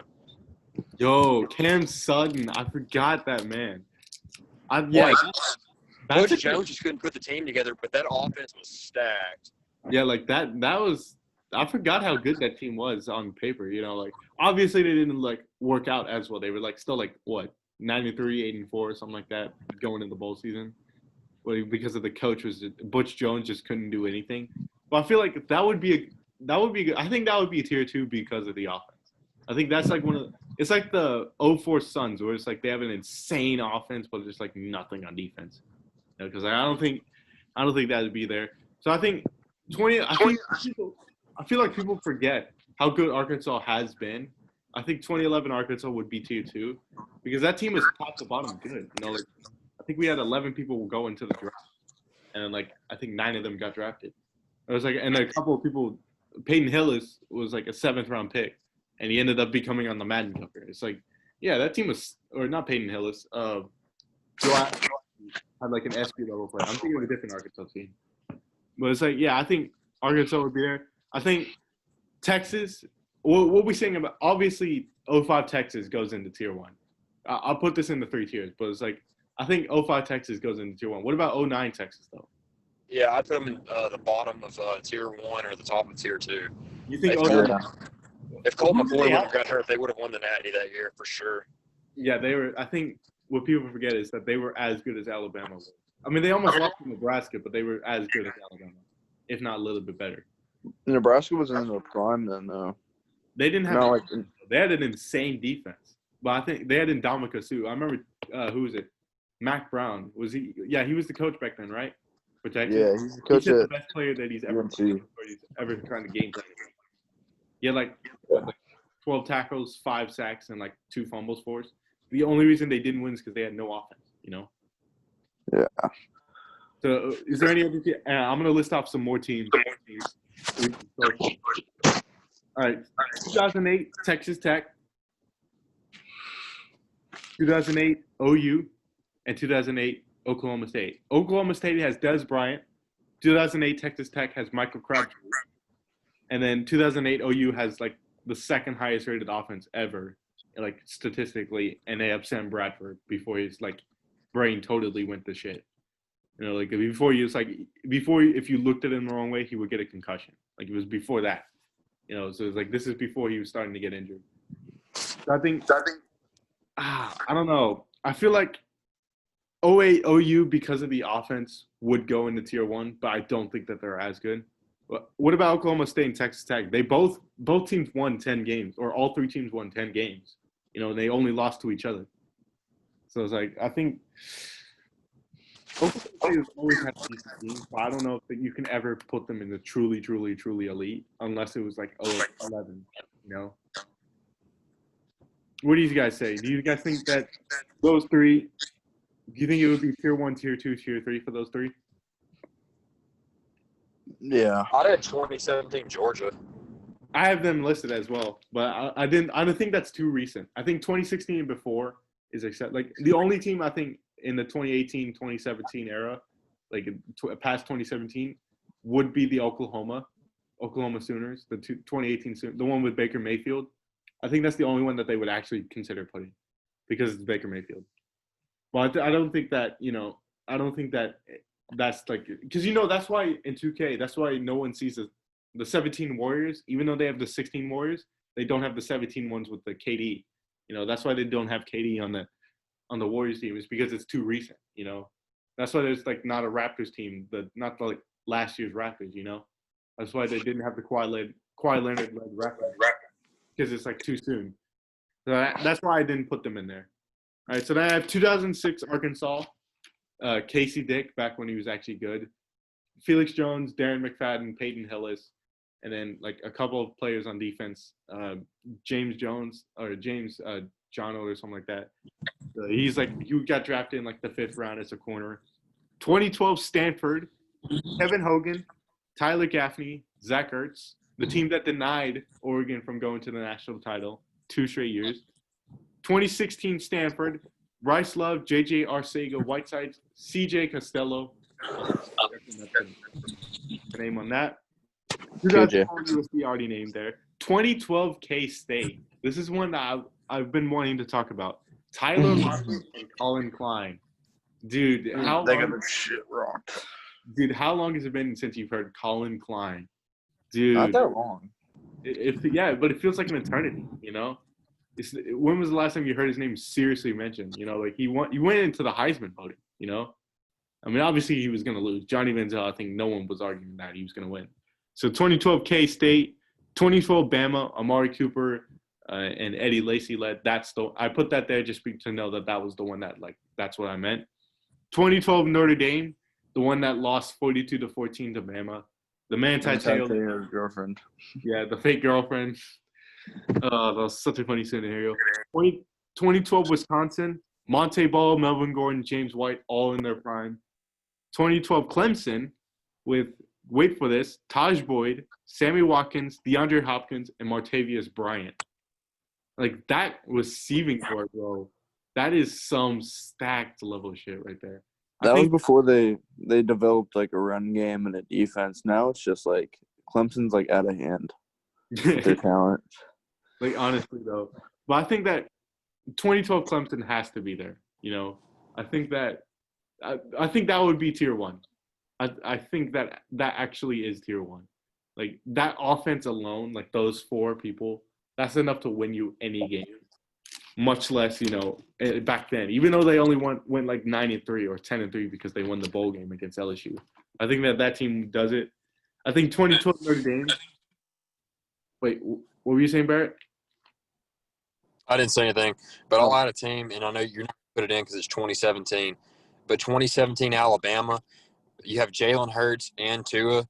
You got fucking Bo Scarborough, Damian Harris, Josh Jacobs, Najee Harris, and Brian Robinson that were all like fucking 5-star recruits besides Josh Jacobs. I mean, you got Jerry Judy, Devontae Smith, and Henry Ruggs. Henry Ruggs would be 99 speed. I mean, he runs a damn 4.2 something. Yeah, Like, and your then defense is going Riley to be Ridley. stacked as hell. Yeah, and Riley Offensive line's going to be Yeah, that's it. Yeah, 20. I don't know. That's another team that they would probably consider adding because of the fact that it's a recent team. Yeah, so, all right. So, what are we saying But about? I mean, that'll be like a historic team though by like the time like they bring out another NCAA game though. Yeah, but like right now, it's not a historic team yet. It's not qualified yet. But yeah, I think whenever they do bring it out, that would be a historic team. But okay, so what are we saying about 2012? That's one that I would love to see them add. 2006 Arkansas and 2012 Clemson are the two that I just named. That I would be like, that's something that I would hold dear. That I would love to see those two teams because I remember watching Clemson against Ohio State, and they were just taking them to town, bro. They were just bombing up left, right, and center. Taj Boyd is like a less mobile Russell Wilson. He's like a B-Tech version of Russell Wilson back then. Then you have like the absolute insane receiving corps, like where all of them went to the NFL and started at some point or another. Sammy Watkins just won a Super Bowl with the Chiefs. DeAndre Hopkins is questionably the best receiver in the league. I mean, obviously, I would pick Julio myself. I would pick Julio over him, but he's up there. And then you have Martavius Bryant, who when he was at the Steelers was an absolute stud. Like that offense was stacked. And then you have Michael Boulware, like back whenever he was like relevant before his knees totally went to garbage. I would that be tier one? The 2012 Clemson? I think 2016 Clemson would. Nah, but like again, actually, wait, was that the one that won the national title? Yeah, Deshaun Watson, Wayne Gall. You have Deion Kane, Mike Williams, Ben Boulware. Like the damn defensive line is stacked as hell. Yeah, they had like the number one defensive line by a good margin. They had like the purple people eaters, like after the purple people eaters. So do you think that the 2012 Clemson would be tier two? Yeah. Do you think that would probably be one of the most used ones? 2016 Clemson would be more used. No, like in tier, like in NBA, more people know about them for sure. I feel like I would use 2012 Clemson just because I hold that one because I remember watching the bowl game and I was like in awe that they were at Ohio State like it was nothing, So then obviously 2012, any Bama team I think realistically has to be tier one just because it's Alabama. Like if you're gonna put them in, it's because they won a national title or because they clobbered the crap out of people. It's like those any Alabama team gets in. Stanford, both of them, I think. I've always loved to watch Bryce Love. I thought he was like an absolute stud. I wish he had declared because he would have been because like he got injured, so it's like kind of killed him. So I think K-State would be tier 3 in my opinion. So would Notre Dame because Notre Dame had no offense and they almost lost to Pitt, who I'm about to. By the way, that Pitt team, they had Tom Savage and Aaron Donald. Like that team was surprisingly good. They had like a couple of other people. Blewett back whenever he was still like actually young, like freshman Blewett. A couple other people. Then I have 2007 Boise State. I think that's a team that everyone would put in. Or 2006 Boise State. It's Boise State. Like, come on. Yeah. Like they won. Who is it? Who is the person that ran to the? Who is it that had the Statue of Liberty? You guys know? I think their quarterback was on the cover of NCAA 08. That's all I know. Yeah, and then 09 was Darren McFadden. But yeah, he was on the 08. Zabransky, that was who the quarterback was. Brian Zabransky, I think it was. But it's like, yeah, I think that, those teams, 2007 Boise State is there just because of what they did, not how good they were, but just because of what they did. The David versus Goliath story. They beat the Adrian Peterson-led Oklahoma Sooners. I think that team gets in. I myself, I'm not a fan of this team as much as other people are, but I think 2010 Auburn, I think that would get in. Cam Newton, like what more? Oh yeah, they would be a tier 1. Yeah. Cam Newton. Yeah, Yeah. Cam Newton. Like, he's 100% a 99 overall. Like, come on now. Like, he was the most. His break tackle and like all that would have been insane. Yeah, like especially with that, like Not the lineman, the Cam Newton running the ball, like the option play with them would be so broken. You wouldn't because they had like a couple running backs. They were averaging like what 300 yards rushing a game or something like that. It's like in the SEC, that's ridiculous. Like you're going to get some of the best linemen in the entire country, and you're averaging 300 yards rushing. It's like dang. Yeah, I think that would be in there. 82 Auburn, Bo Jackson. I think that would be there. And then I think the one that we alluded to, 2013. damn, put a Georgia team. What? I'd put a Georgia team with Herschel Walker if you're going to put a Bo Jackson team in there. You would put Bo Jackson, or you would put a Herschel Walker led team as well? I think that's actually a good. Didn't they win the national title? Not for sure. Yeah, didn't they win the national title one year? I'm like pretty sure that they did. Yeah, and then 2013 Auburn, I think. Yeah, Trey Mason, Nick Marshall, Chris Davis, D Ford, Greg Robinson. Like all of them are studs in this game, and then Ricardo Lewis as like the receiving option. Like Auburn has always had like decent teams. They just never had the ability to just actually put it together and just finish off the job every game in, game out. I think They're hit or miss. Chris Davis, 99 returner, bro. Like dude, that team would be fun. That would be like a memories team.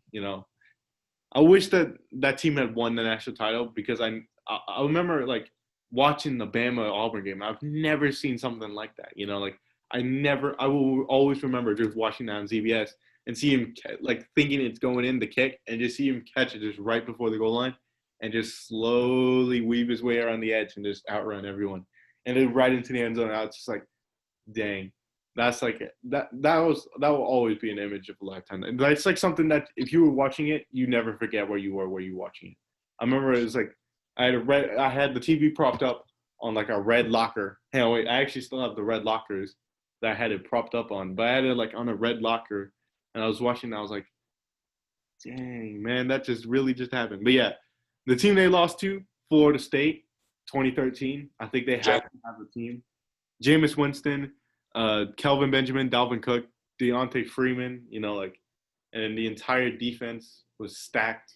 It's like there's a reason that team was undefeated, and it was a shame that they didn't get the respect. Like in hindsight, I respect them. At the time, I hated them. I don't know why. I think it was more just their cockiness, But I think Florida State has to be there. I think Jameis. Are we all in agreement that would be tier 1? Like that Florida State team would be tier 1? Yes. I don't know.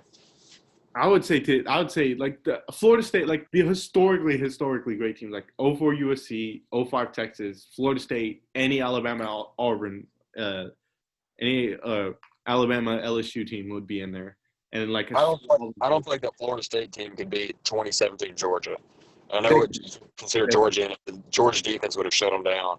And I feel like they had Nick Chubb, Sony Michel, Jake Fromm. His best year was as a freshman. Like I don't feel like they're gonna blow them out, but I feel like Georgia would have won that game.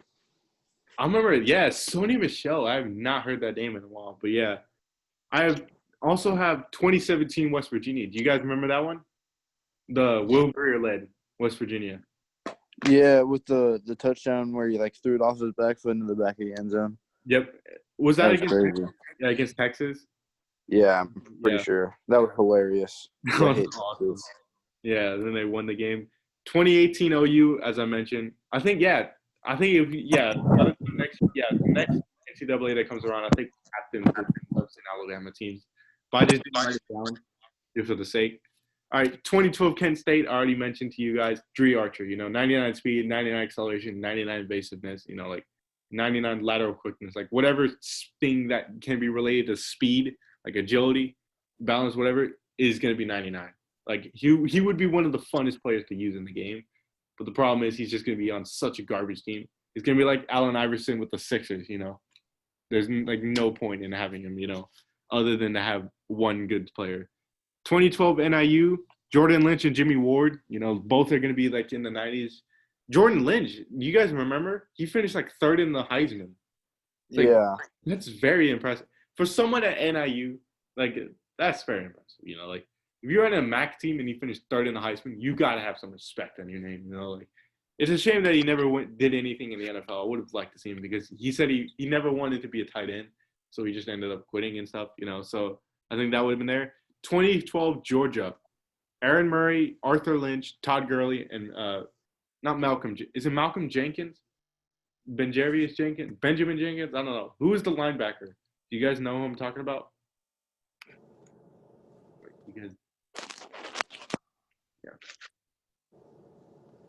You guys know who I'm talking about when I say Jenkins? What's the number 5, I think? Number 6? Jordan Jenkins. Jordan Jenkins, there you go. I think Georgia would get in. I think that Georgia has like always been one of those teams. They've always run into like the worst luck at the worst time. Alabama, LSU, and Auburn, they lost to each of them whenever they won the national title. It's like, dang. I think this one's going to be the one that it's like, whenever you hear it, you're going to be like, wow, okay, I forgot about this. 2013 Missouri. Coney, Dorial Green Beckham, EJ Gaines, and of course, the gay man, Michael Sam. They went to the SEC championship. I remember that. Yep. And then they have Michael Sam, who was SEC Defensive Player of the Year, and unfortunately tarnished his career by saying he was gay. And so it just messed up everything about his career. So I have them, 2013 South Carolina, Jadeveon Clowney. I mean, I don't really need – I'll name some more things. Bruce Ellington, Marshawn Lattimore, and then Connor Shaw. Like, that Clowney team, I think he was one of my favorite players to watch, Clowney. I think that they would do justice whenever – if the new one came out, I think they would give him a card. Or give him I don't know. Because, I mean, if you think about this, it's like in NCAA, you can be like, if you have a raw as fuck quarterback that can carry you like a long ways, it's not like real life. But if you have like a stud ass like defensive end or defensive tackle, honestly, like they don't do like that much for you in the game. Like they have more impact in real life than they do in the game, but it's still like, like I don't think that they would ignore Clowney. The hit, the one that was like SC top 10 for like 43 straight weeks or something like that. It's like from the start of the year to the end of the year. I feel like they would give him justice. I already mentioned them, 2013 LSU, but this is the better version. This is that Jeremy Hill and Alfred like full power. Odell Beckham Jr. and Jarvis Landry in their senior years, and then Zach Mettenberger. I think that he was one of the most underrated quarterbacks for them because he actually knew how to throw the ball. That was always an issue with LSU. Never, for some reason, had a quarterback. And so this year they finally would have had a quarterback. One I mentioned to Nolan. You weren't here, Barrett, but I mentioned this to Nolan. Fresno State 2013, 12-1. And they beat USC this year with Marquise Lee. And then they had Derek Carr and Devontae Adams. I think that would be, a fun team to use. I don't think that many people would use them, but that would be fun to like look back and say, wow, this team had two absolute studs back then, Well, Derek Carr. 2016 Michigan. Huh? 2016 Michigan with Jabril Peppers. That's it. Who else did they have? Was it Greg Robinson as well? Or am I thinking of someone else? I know they had Golden Spade at quarterback. It's the year everybody thought they were going to go to the Natty and beat Ohio State that year, and it was like close as hell. Came down to overtime, and Curtis Samuel. Oh yeah. Okay, now I know who you're talking. I was wondering which Michigan team it was. Yeah, was that? No, that wasn't Shea Patterson. That was last year in Michigan. It's like, I know which one you're talking about though. Yeah, that was always the issue with them is that they never were able to beat Ohio State, and that ended up being the difference between them and Ohio State is because they lost to Ohio State. Also put 2013 UCLA, Brent Hundley, Anthony Barr, Sual Philo, and then Shaq Evans. The defense would be stacked, and then Brent Hundley is like a very taller and more lanky version of like RG3. And then 2013 UCF, Blake Bortles, basically. Like Storm Johnson, a couple of other people, but it's mainly those two, I think Blake Bortles would be like the Kodak for that one. And then the one that I myself would 100% expect to see would be 2012 Oregon. Marcus Mariota, DeAnthony Thomas, Kyle Long, Deion Jordan, and Kiko Alonso. like, and then like every other offense, like that team, they averaged 20 minutes of ball possession. They scored like 55 points a game. The opponents would have 40 minutes of possession because they would just run up the score so quickly. Like I remember against Tennessee, they had like 52 points, and they only had the ball for like 15 minutes. Like they would just 2-minute huddle, no huddle offense. Like I think that Oregon and Alabama, I've always wished that they would have played each other, and it's a damn shame that they never got to play each other. Because I think those are the two best teams at the start of the decade, and they never played each other. They always end up getting like messed up by like one or two teams. I was always disappointed by that. I feel like that's like one of the greatest what if matchups is like what if Oregon played Alabama at their peak, Chip Kelly and Marcus Mariota versus Nick Saban and who is it? AJ McCarron. I feel like those teams would be like, it's a shame that they never got to play each other, All right. So moving on, I think that all of those teams are fair shouts to make it to the actual tournament, or not to the tournament, to the NCAA when it inevitably returns. I think that all those teams are fair game to be a historic team, because I think that's something that they would do. They would bring back some historic teams, just spice up the game. Is there any other teams that you guys have at the top of your mind that that you would think that should be added? I know, obviously, Nolan, you probably think 2007 Kansas, obviously. 2001 Miami. Oh yes. Oh man, I can't believe I forgot about that. Didn't they have like Ed Reed, Jeremy Ray Lewis, Sean Taylor. Yeah, I think they had like 30 draft picks on that team. Vince Wilfork, Jonathan Vilma. That's like having Clyde Drexler and Hakeem Olajuwon on the same team and then somehow losing to NC State. Like that's exactly what that was. Like that team should never have lost. That was such a rock. Do you guys think that was a pass interference? The Miami game? Do you think that was pass interference? I think it was. What about you, Barrett? Yeah. You think it was pass interference? They have 3 like all-pro running backs on this team. They had Portis, McGahee, and Frank Gore. Dang, dude, like that team. And then they had Andre Johnson and Jeremy Shockey. Yeah, I remember Jeremy Shockey. I forgot. Kellen Winslow too. Yeah, dude, that team is so stacked. How did that team ever lose? That's such a stacked roster, bro. Is there any other one that I forgot about them? Honestly, And then they had Davenport, Najee Davenport. Oh, that's an old name. Dang, forgot about that one too. Yeah. Is there any ones that you guys any other ones that you guys have in your top of your mind? That covered it for me. You got I got all of them basically. Yeah. Yeah. You got them all for both of y'all. All right, I think it's time to move on to the favorite games that you guys have watched. I think. Do you want me to start off the list as well? Since I've just been doing that nonstop. But do you want me to start off the list as well with my first team? That's fine. Alabama 31, Georgia 25, the 2013 or 2012-13 SEC championship game. 2012. Yeah, 2012-13 SEC championship. Yeah, the season ended in 2013. That's why it's 12-13. I mean, that Georgia team was no joke. I think that Georgia team and that Alabama team, those two were the two best teams. I think everyone who knew that was going to be the national championship before the national championship, if that makes sense. Like it's like the Western Conference Finals, like a few years ago with like the Rockets and Warriors. Like everyone knew that was going to be the NBA Finals before the NBA Finals. Like that was what like the other team. Notre Dame was good, but they weren't good enough. Like everyone knew that both teams would just take a dump on it. Both teams were stacked with NFL players.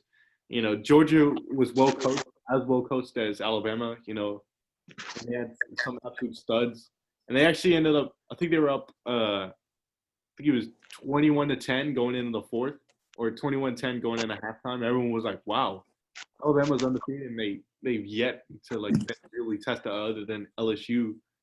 And so they ended up. Georgia ended up pushing in the distance basically the entire game.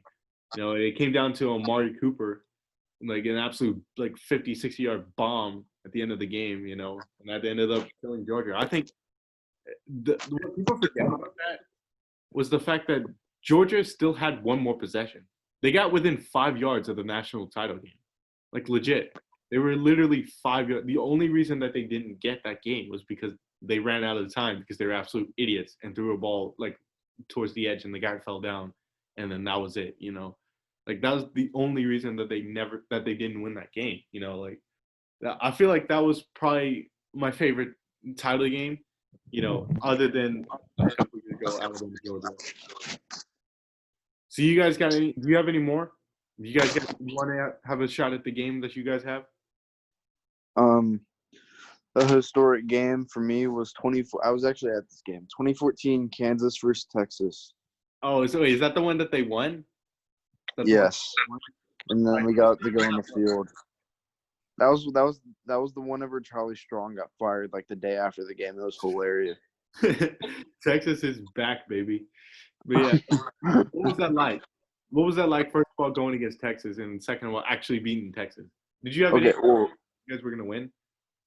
Well, I thought we were. My dad wanted to leave after the first quarter because it was like below 25 degrees, and like it was starting to get darker because it was like a 4:30, like 5 o'clock game, so it was starting to get later, and it was late in the season, so it was starting to get dark. It was starting to get super cold, and my dad wanted to leave after like halftime because we were down like 24-7. I was like, Dad, I think we can come back and win this game. Everyone else in my family except for me and my dad leave. My dad just like really mad at me for wanting to stay. We ended up winning the game, and we hopped the fence to go on the field. Like all the Texas players are literally crying on the sidelines because like it eliminated them from bowl eligibility. Oh yeah. It was like a huge game. Yeah. And then we won the game with like a freshman quarterback, and then like the dude that got the pick in overtime to win the game for us was a freshman as well. So that was like super good. Dang, that's pretty good. That's a pretty good one. Barry, you got any ones? Or do you want me to go again? I think he's muted. No. Oh yeah, he is muted. Yeah. Hold up. Let me ask him to mute. There you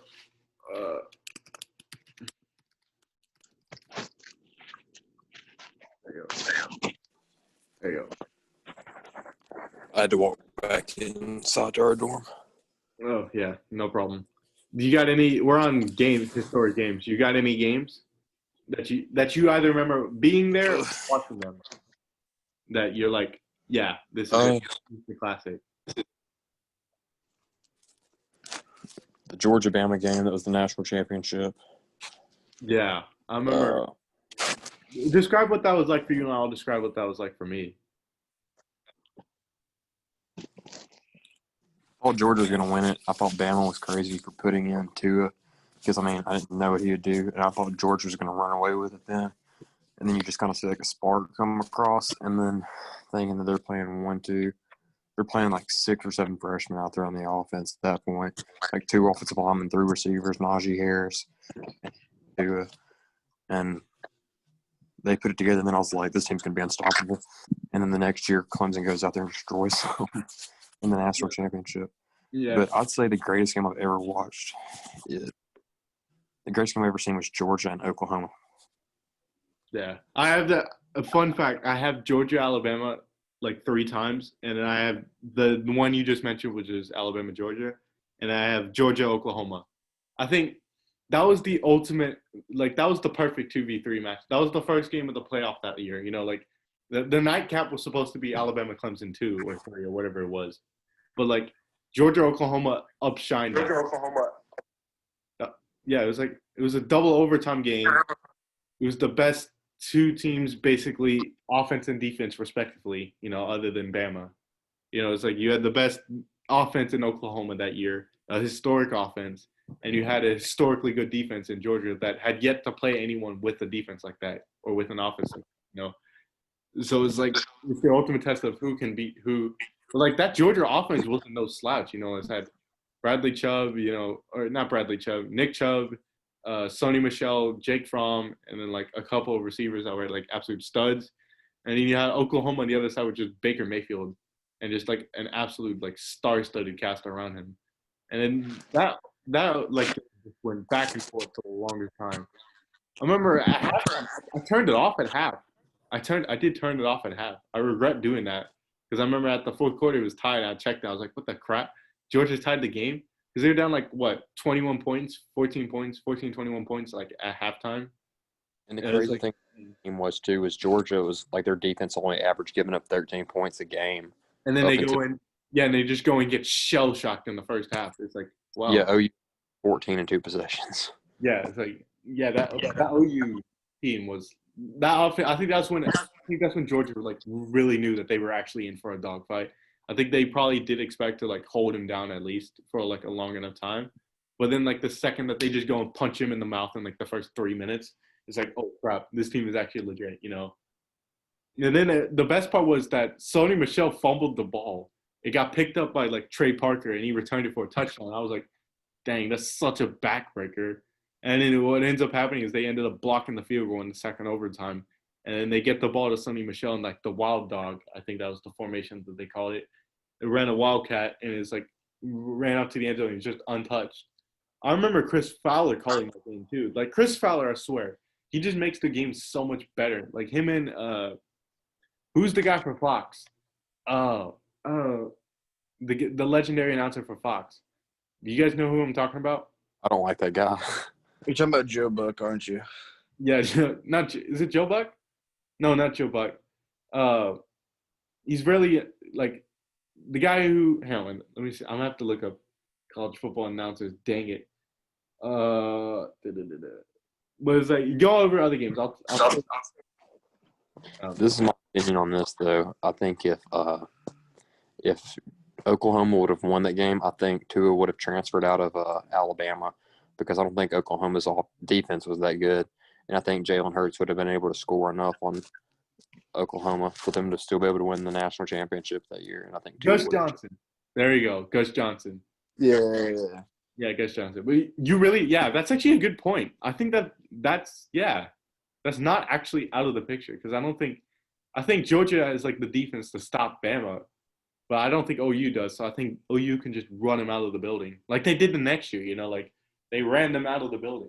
You know, it's like even though it was like Kyler Murray, it's like they just ran him out of the building. Was it Kyler Murray? Who was it? Yeah. It was Kyler Murray. Baker was beautiful. Yeah. It's like, yeah. I'm gonna mention this one, and you guys are gonna be like, oh yeah, I forgot how hyped this was. LSU Alabama that same year, 2013, 21-17. TJ Yeldon in Death Valley. Yeah. Yeah. I'll explain this context for the people who don't know. There was context, right? The previous year, Alabama had crushed LSU in the national title like 21-0. And so they come back next year, and it's like it's scheduled to go into Death Valley, right? And so at this point, Alabama's beaten like Missouri 59-0, Michigan like 42-0, and then like a couple of other teams are like absolutely clobbering them. And so they hadn't really been tested. And so LSU and Alabama are both undefeated. And so Alabama goes up like 3 at halftime. And then everyone's like, well, this game's over. LSU has no offense. They scored like 14 points in like 2 straight possessions. And all of a sudden, with like 3 minutes left, Bama has to go on like a huge-ass drive to try and come back. It's like a 92. Was it like 92 yards? They had to go on like a 92 yards or something like that. You know, it's like they had to go on a huge drive to try and win the game. And that's what they did. And I remember watching seeing the screen pass develop. I'm like, holy crap, this is like the moment of the season for them, you know? I remember seeing the screen pass and him just slip and touch. Yeah, I have Alabama LSU because that was I remember McCarron crying at the end. I think that was probably the image that's going to define that game is AJ McCarron crying and literally tears because of how he won the game. All right, so you guys have any other games? I have a few others. I have a few. You don't? you not have any other games? Michigan, Ohio State. Wait, I can hear you. Michigan and Ohio State in 2016. Is that the one that went in double overtime? That was Yeah. the first down one, right? Yeah. Wait, what? I don't remember actually watching that game. What happened with that? It was like back and forth, and like I think at like one point it was 17-7 Michigan, and then Wilton Speight fumbled at the goal line, and then Ohio State. Correct me if I'm wrong, Nolan, if you saw it, but he threw like Wilton Speight threw 2 pick sixes in that game, 1 or 2, Yeah. and so I mean Ohio State's defense, they saved them in that game, but then like Curtis Samuel had like the touchdown run. That's that. Oh yeah, that's that game. Okay, I thought it was something else. I thought it was the one in like with like Bo Hardy or something as the head coach. I was like, which one is that? I was like, oh yeah, that makes sense. Do you guys remember West Virginia and Texas? The 2-point conversion at the end. I know Nolan remembers it, but I don't know. Barrett, do you remember this? What year was it? The Will. Yes. Yeah, the Will Greer. That was I was at that game. As I remember being at that game. It was some unholy experience being in the Texas end zone at that. Because I was wearing my Arkansas shirt just for like shits and giggles. But it's like I remember seeing that throw. I'm like, there's no way that's gonna happen. And the receiver just catches it in stride, gets in bounds. And I remember since I was like right around the area, I could hear everything that was going on because there was like a pin drop. And I hear, oh, you guys are some bum ass players. It's like, man, we're about to go for 2 on y'all's asses and get the dub in here. And it's like, oh my God, they're actually gonna go for 2. And so what ends up happening is I think they get like a flag on Texas, so they get to redo it because they failed the first time. And so they get the second time, it's like a QB draw around the edge, and you just see Will Greer high stepping in the Texas end zone and like basically giving the whole Texas team the middle finger. Like that was a pretty like the whole game itself was good, but like the ending just really, really hit that, because I think West Virginia had like 1 loss, and if they lost that game, they would have been out of contention for the Big 10 or the Big 12 championship. But like with that, they were still able to at least contend. But I remember going to that game. That Texas atmosphere. As much as I hate Texas, they had a good atmosphere. Like that was a good atmosphere. DW Royal or the Texas Memorial, whatever they call the stadium now. Like that, and that was a hell of a game, especially the drive at the end for West Virginia to just go, not only to just get the touchdown, but to go for 2 in the win in front of the Texas fans. And basically giving them the middle finger and eliminate Texas from the Big 12 championship that year. But I got a couple more, and then we're going to talk the favorite players, and then that will probably be the episode. It was kind of lackluster compared to what I expected, to be honest, compared to what I was like hoping for. But that's on me.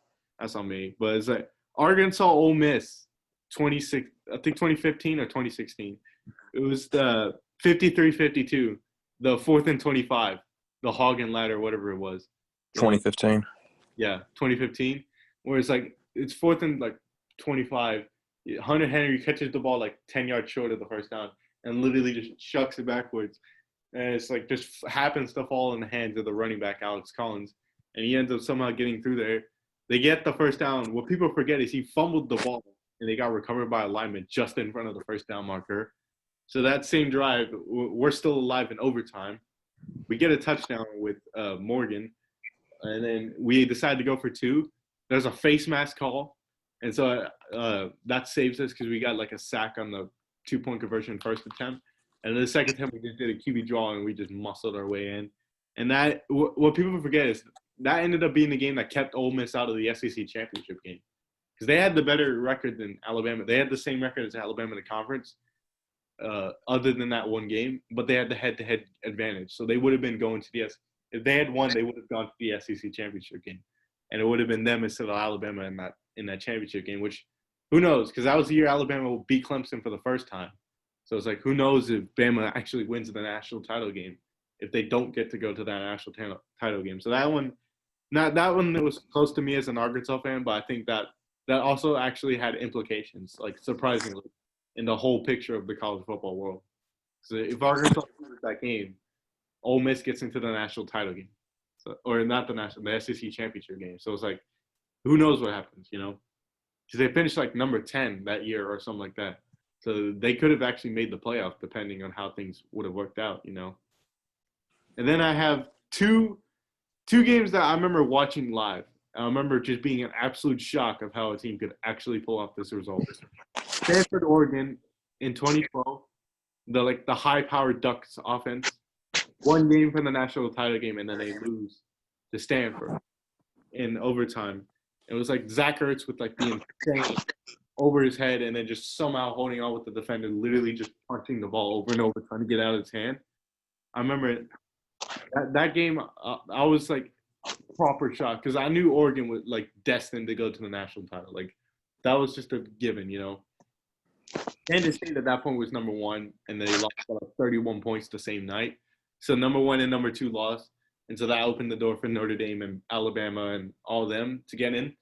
So I remember that was the game because Oregon finished number 3 before the final BCS ranking, before the bowl games. They were number 3, and it was about like 0.02 points or something like that. It was like this close between them and Alabama, even though Alabama won their won the SEC championship game. It was still this close.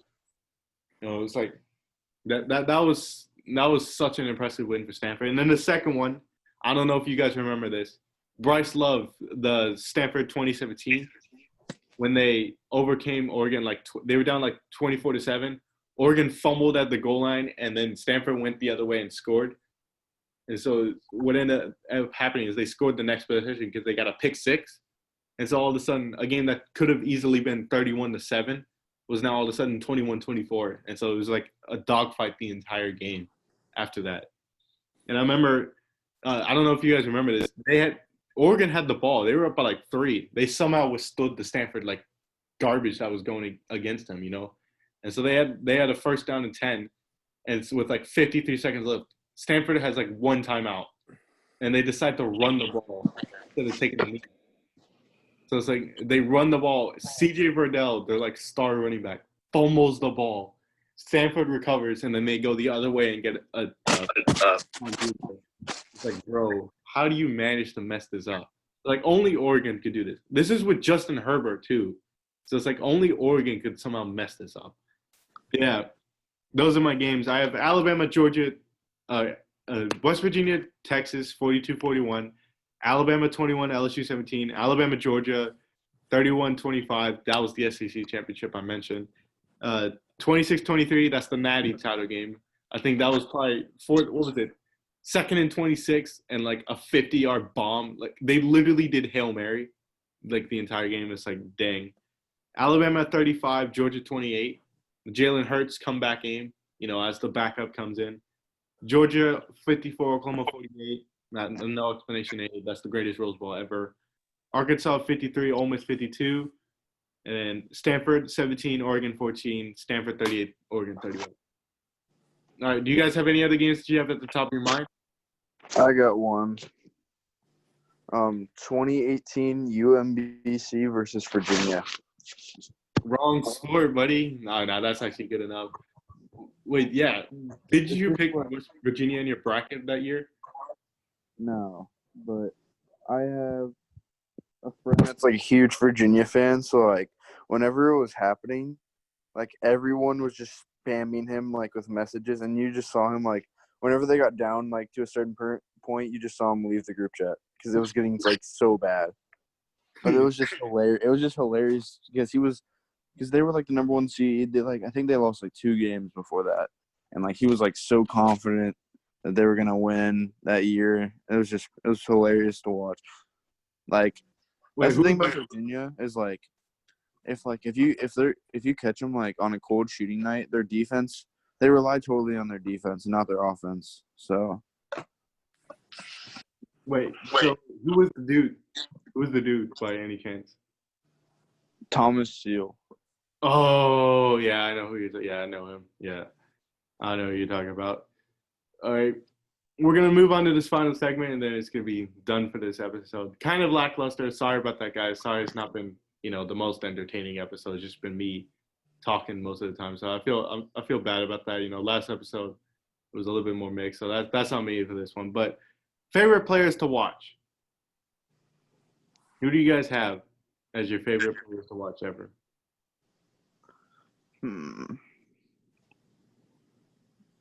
I gotta go right now. Right now, my favorite player to watch is definitely like Puka Williams for college, of course, and then NFL. It's just Patrick Mahomes because he's like a magician with the football. He just does insane things. If you get the ball into that dude's hand, it's just Game like, over, bro. It's just game over. yeah. I don't understand. Like sometimes he'll like make a throw and you just like, I mean, he's done it before. It's so unnatural because nobody else can do it. Yeah, it's like I remember he was rolling to the right? He was like against the Ravens, and he's like no looks and just throws it. Was it against the Ravens or the Colts? It was one of the two teams, and he just It was against a good team too. It's not like it's against like the Dolphins. Hey, wait, what's what's that insult for, bro? That's not necessary. We beat the Patriots. Chillax, bro. I mean, Dolphins week 1 through like week 6 are a very different team than week 7 10 through 17. Yeah, 10 through 17. We had a better record than everyone in the NFC East, and we have more. Like legit. Like I think the second half of the year we had the best record in football, other than like the Chiefs. Other than the Chiefs and the Ravens, we had the best record. It was like that was crazy. Like the final 7 games, 5 Y'all have the best young NFL head coach by far. Oh yeah. I feel bad that it's like I feel bad for Fitzpatrick and who is it? Oh crap. Not Jared Allen. That's the wrong sport. Rosen? Yeah, Josh Rosen. Yeah, I feel bad for Rosen especially because he's just getting thrown around like a whore basically.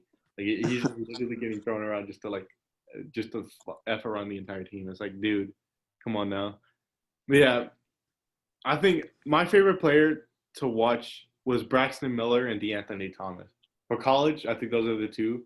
I think for the NFL, it's a lot tougher. I think J.J. Watt, you just gotta love him. He's like J.J. Watt, bro. Yeah. Like you can't hate on J.J. Watt. I feel like he's got to be there. I remember. Oh, was it not Antonio Brown? Who was it? Le'Veon Bell. That was one I remember watching. I was like, really in college. Good. Yeah. When he hurdled that dude, that was entertaining. That was nice. No, like he's always been good from the Michigan State days, but it's like he really took it up. Was it Michigan State or was it Boise State? Michigan State.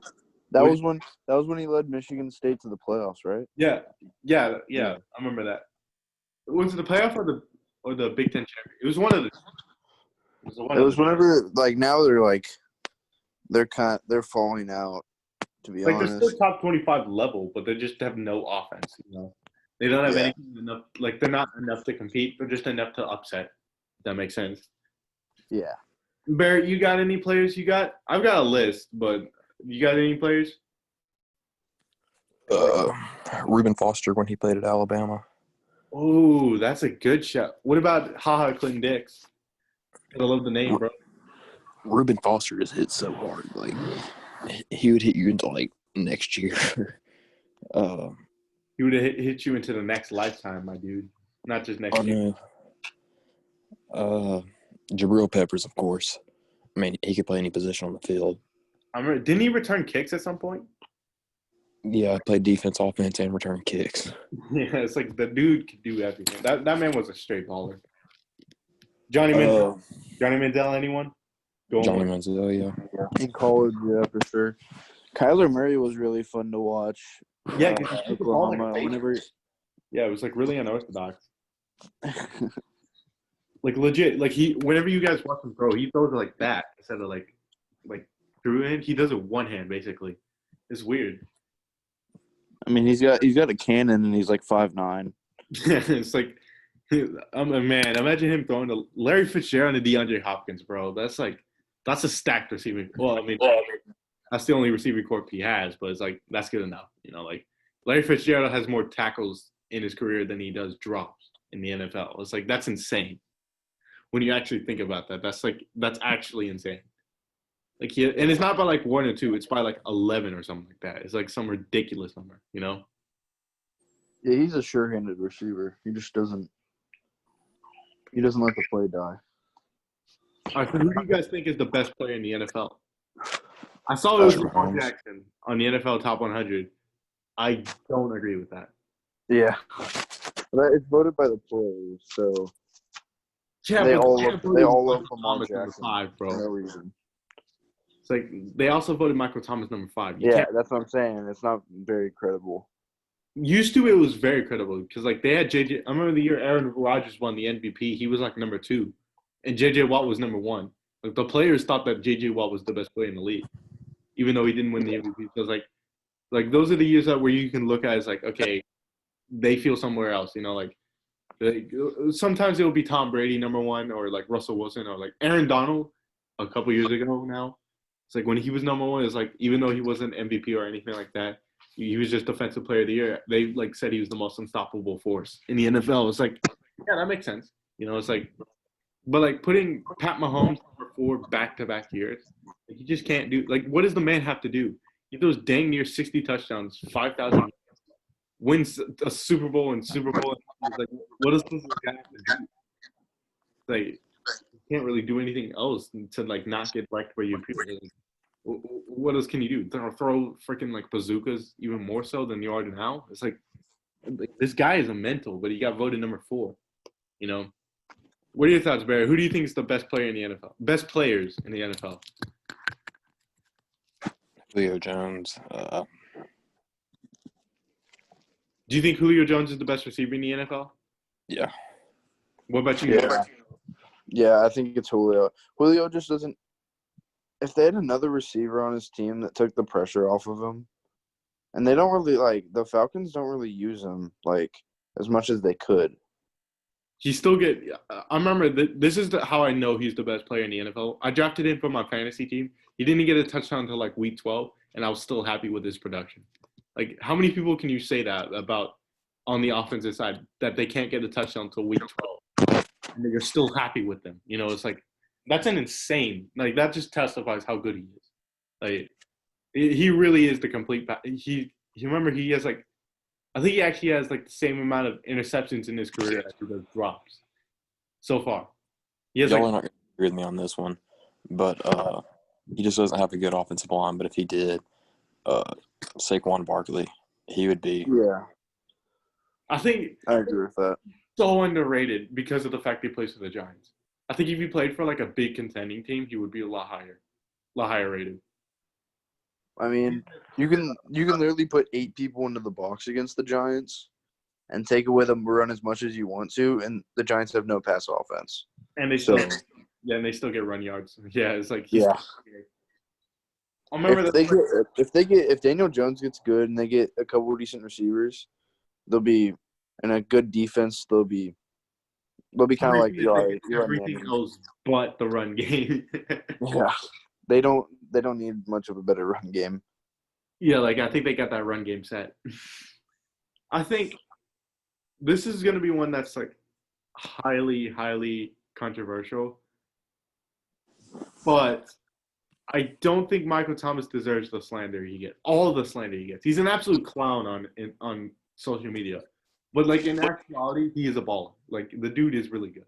Like regardless of what people say, I think he's a baller. I don't think he's number 1 receiver. I think that's still Julio.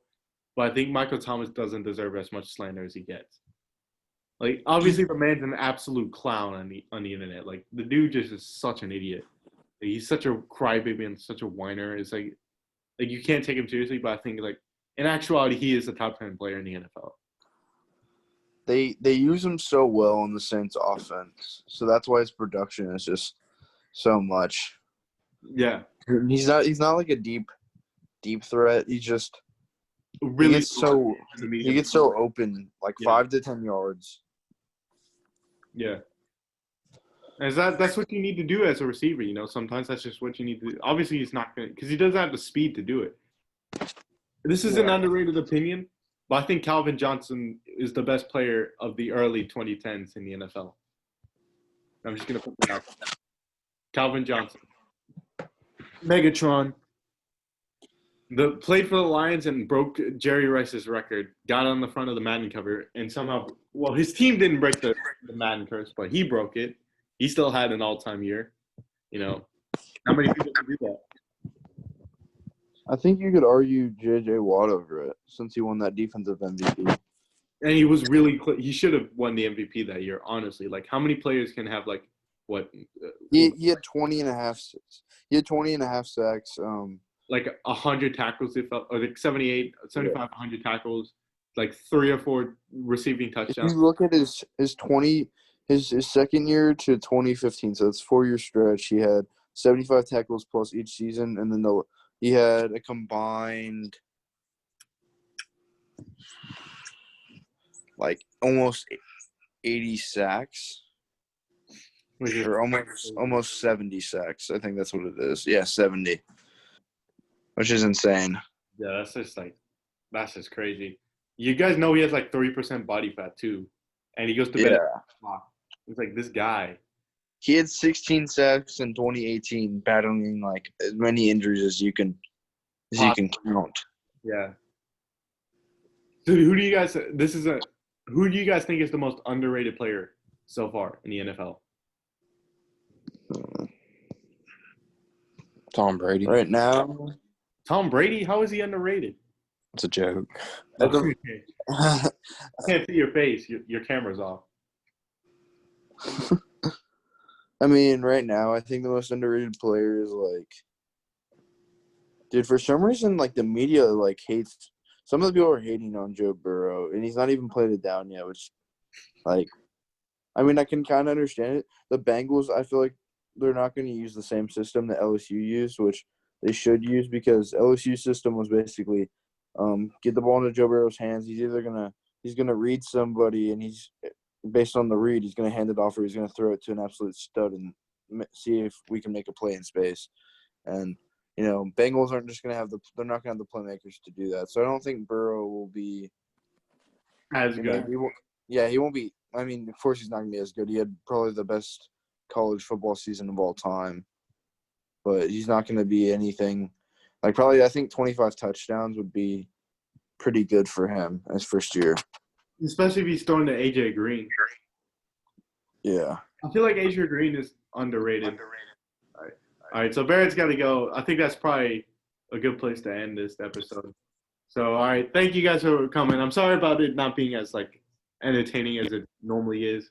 I apologize about that. But anyhow, thanks for coming. So, is there anything you guys would like to say before you head out?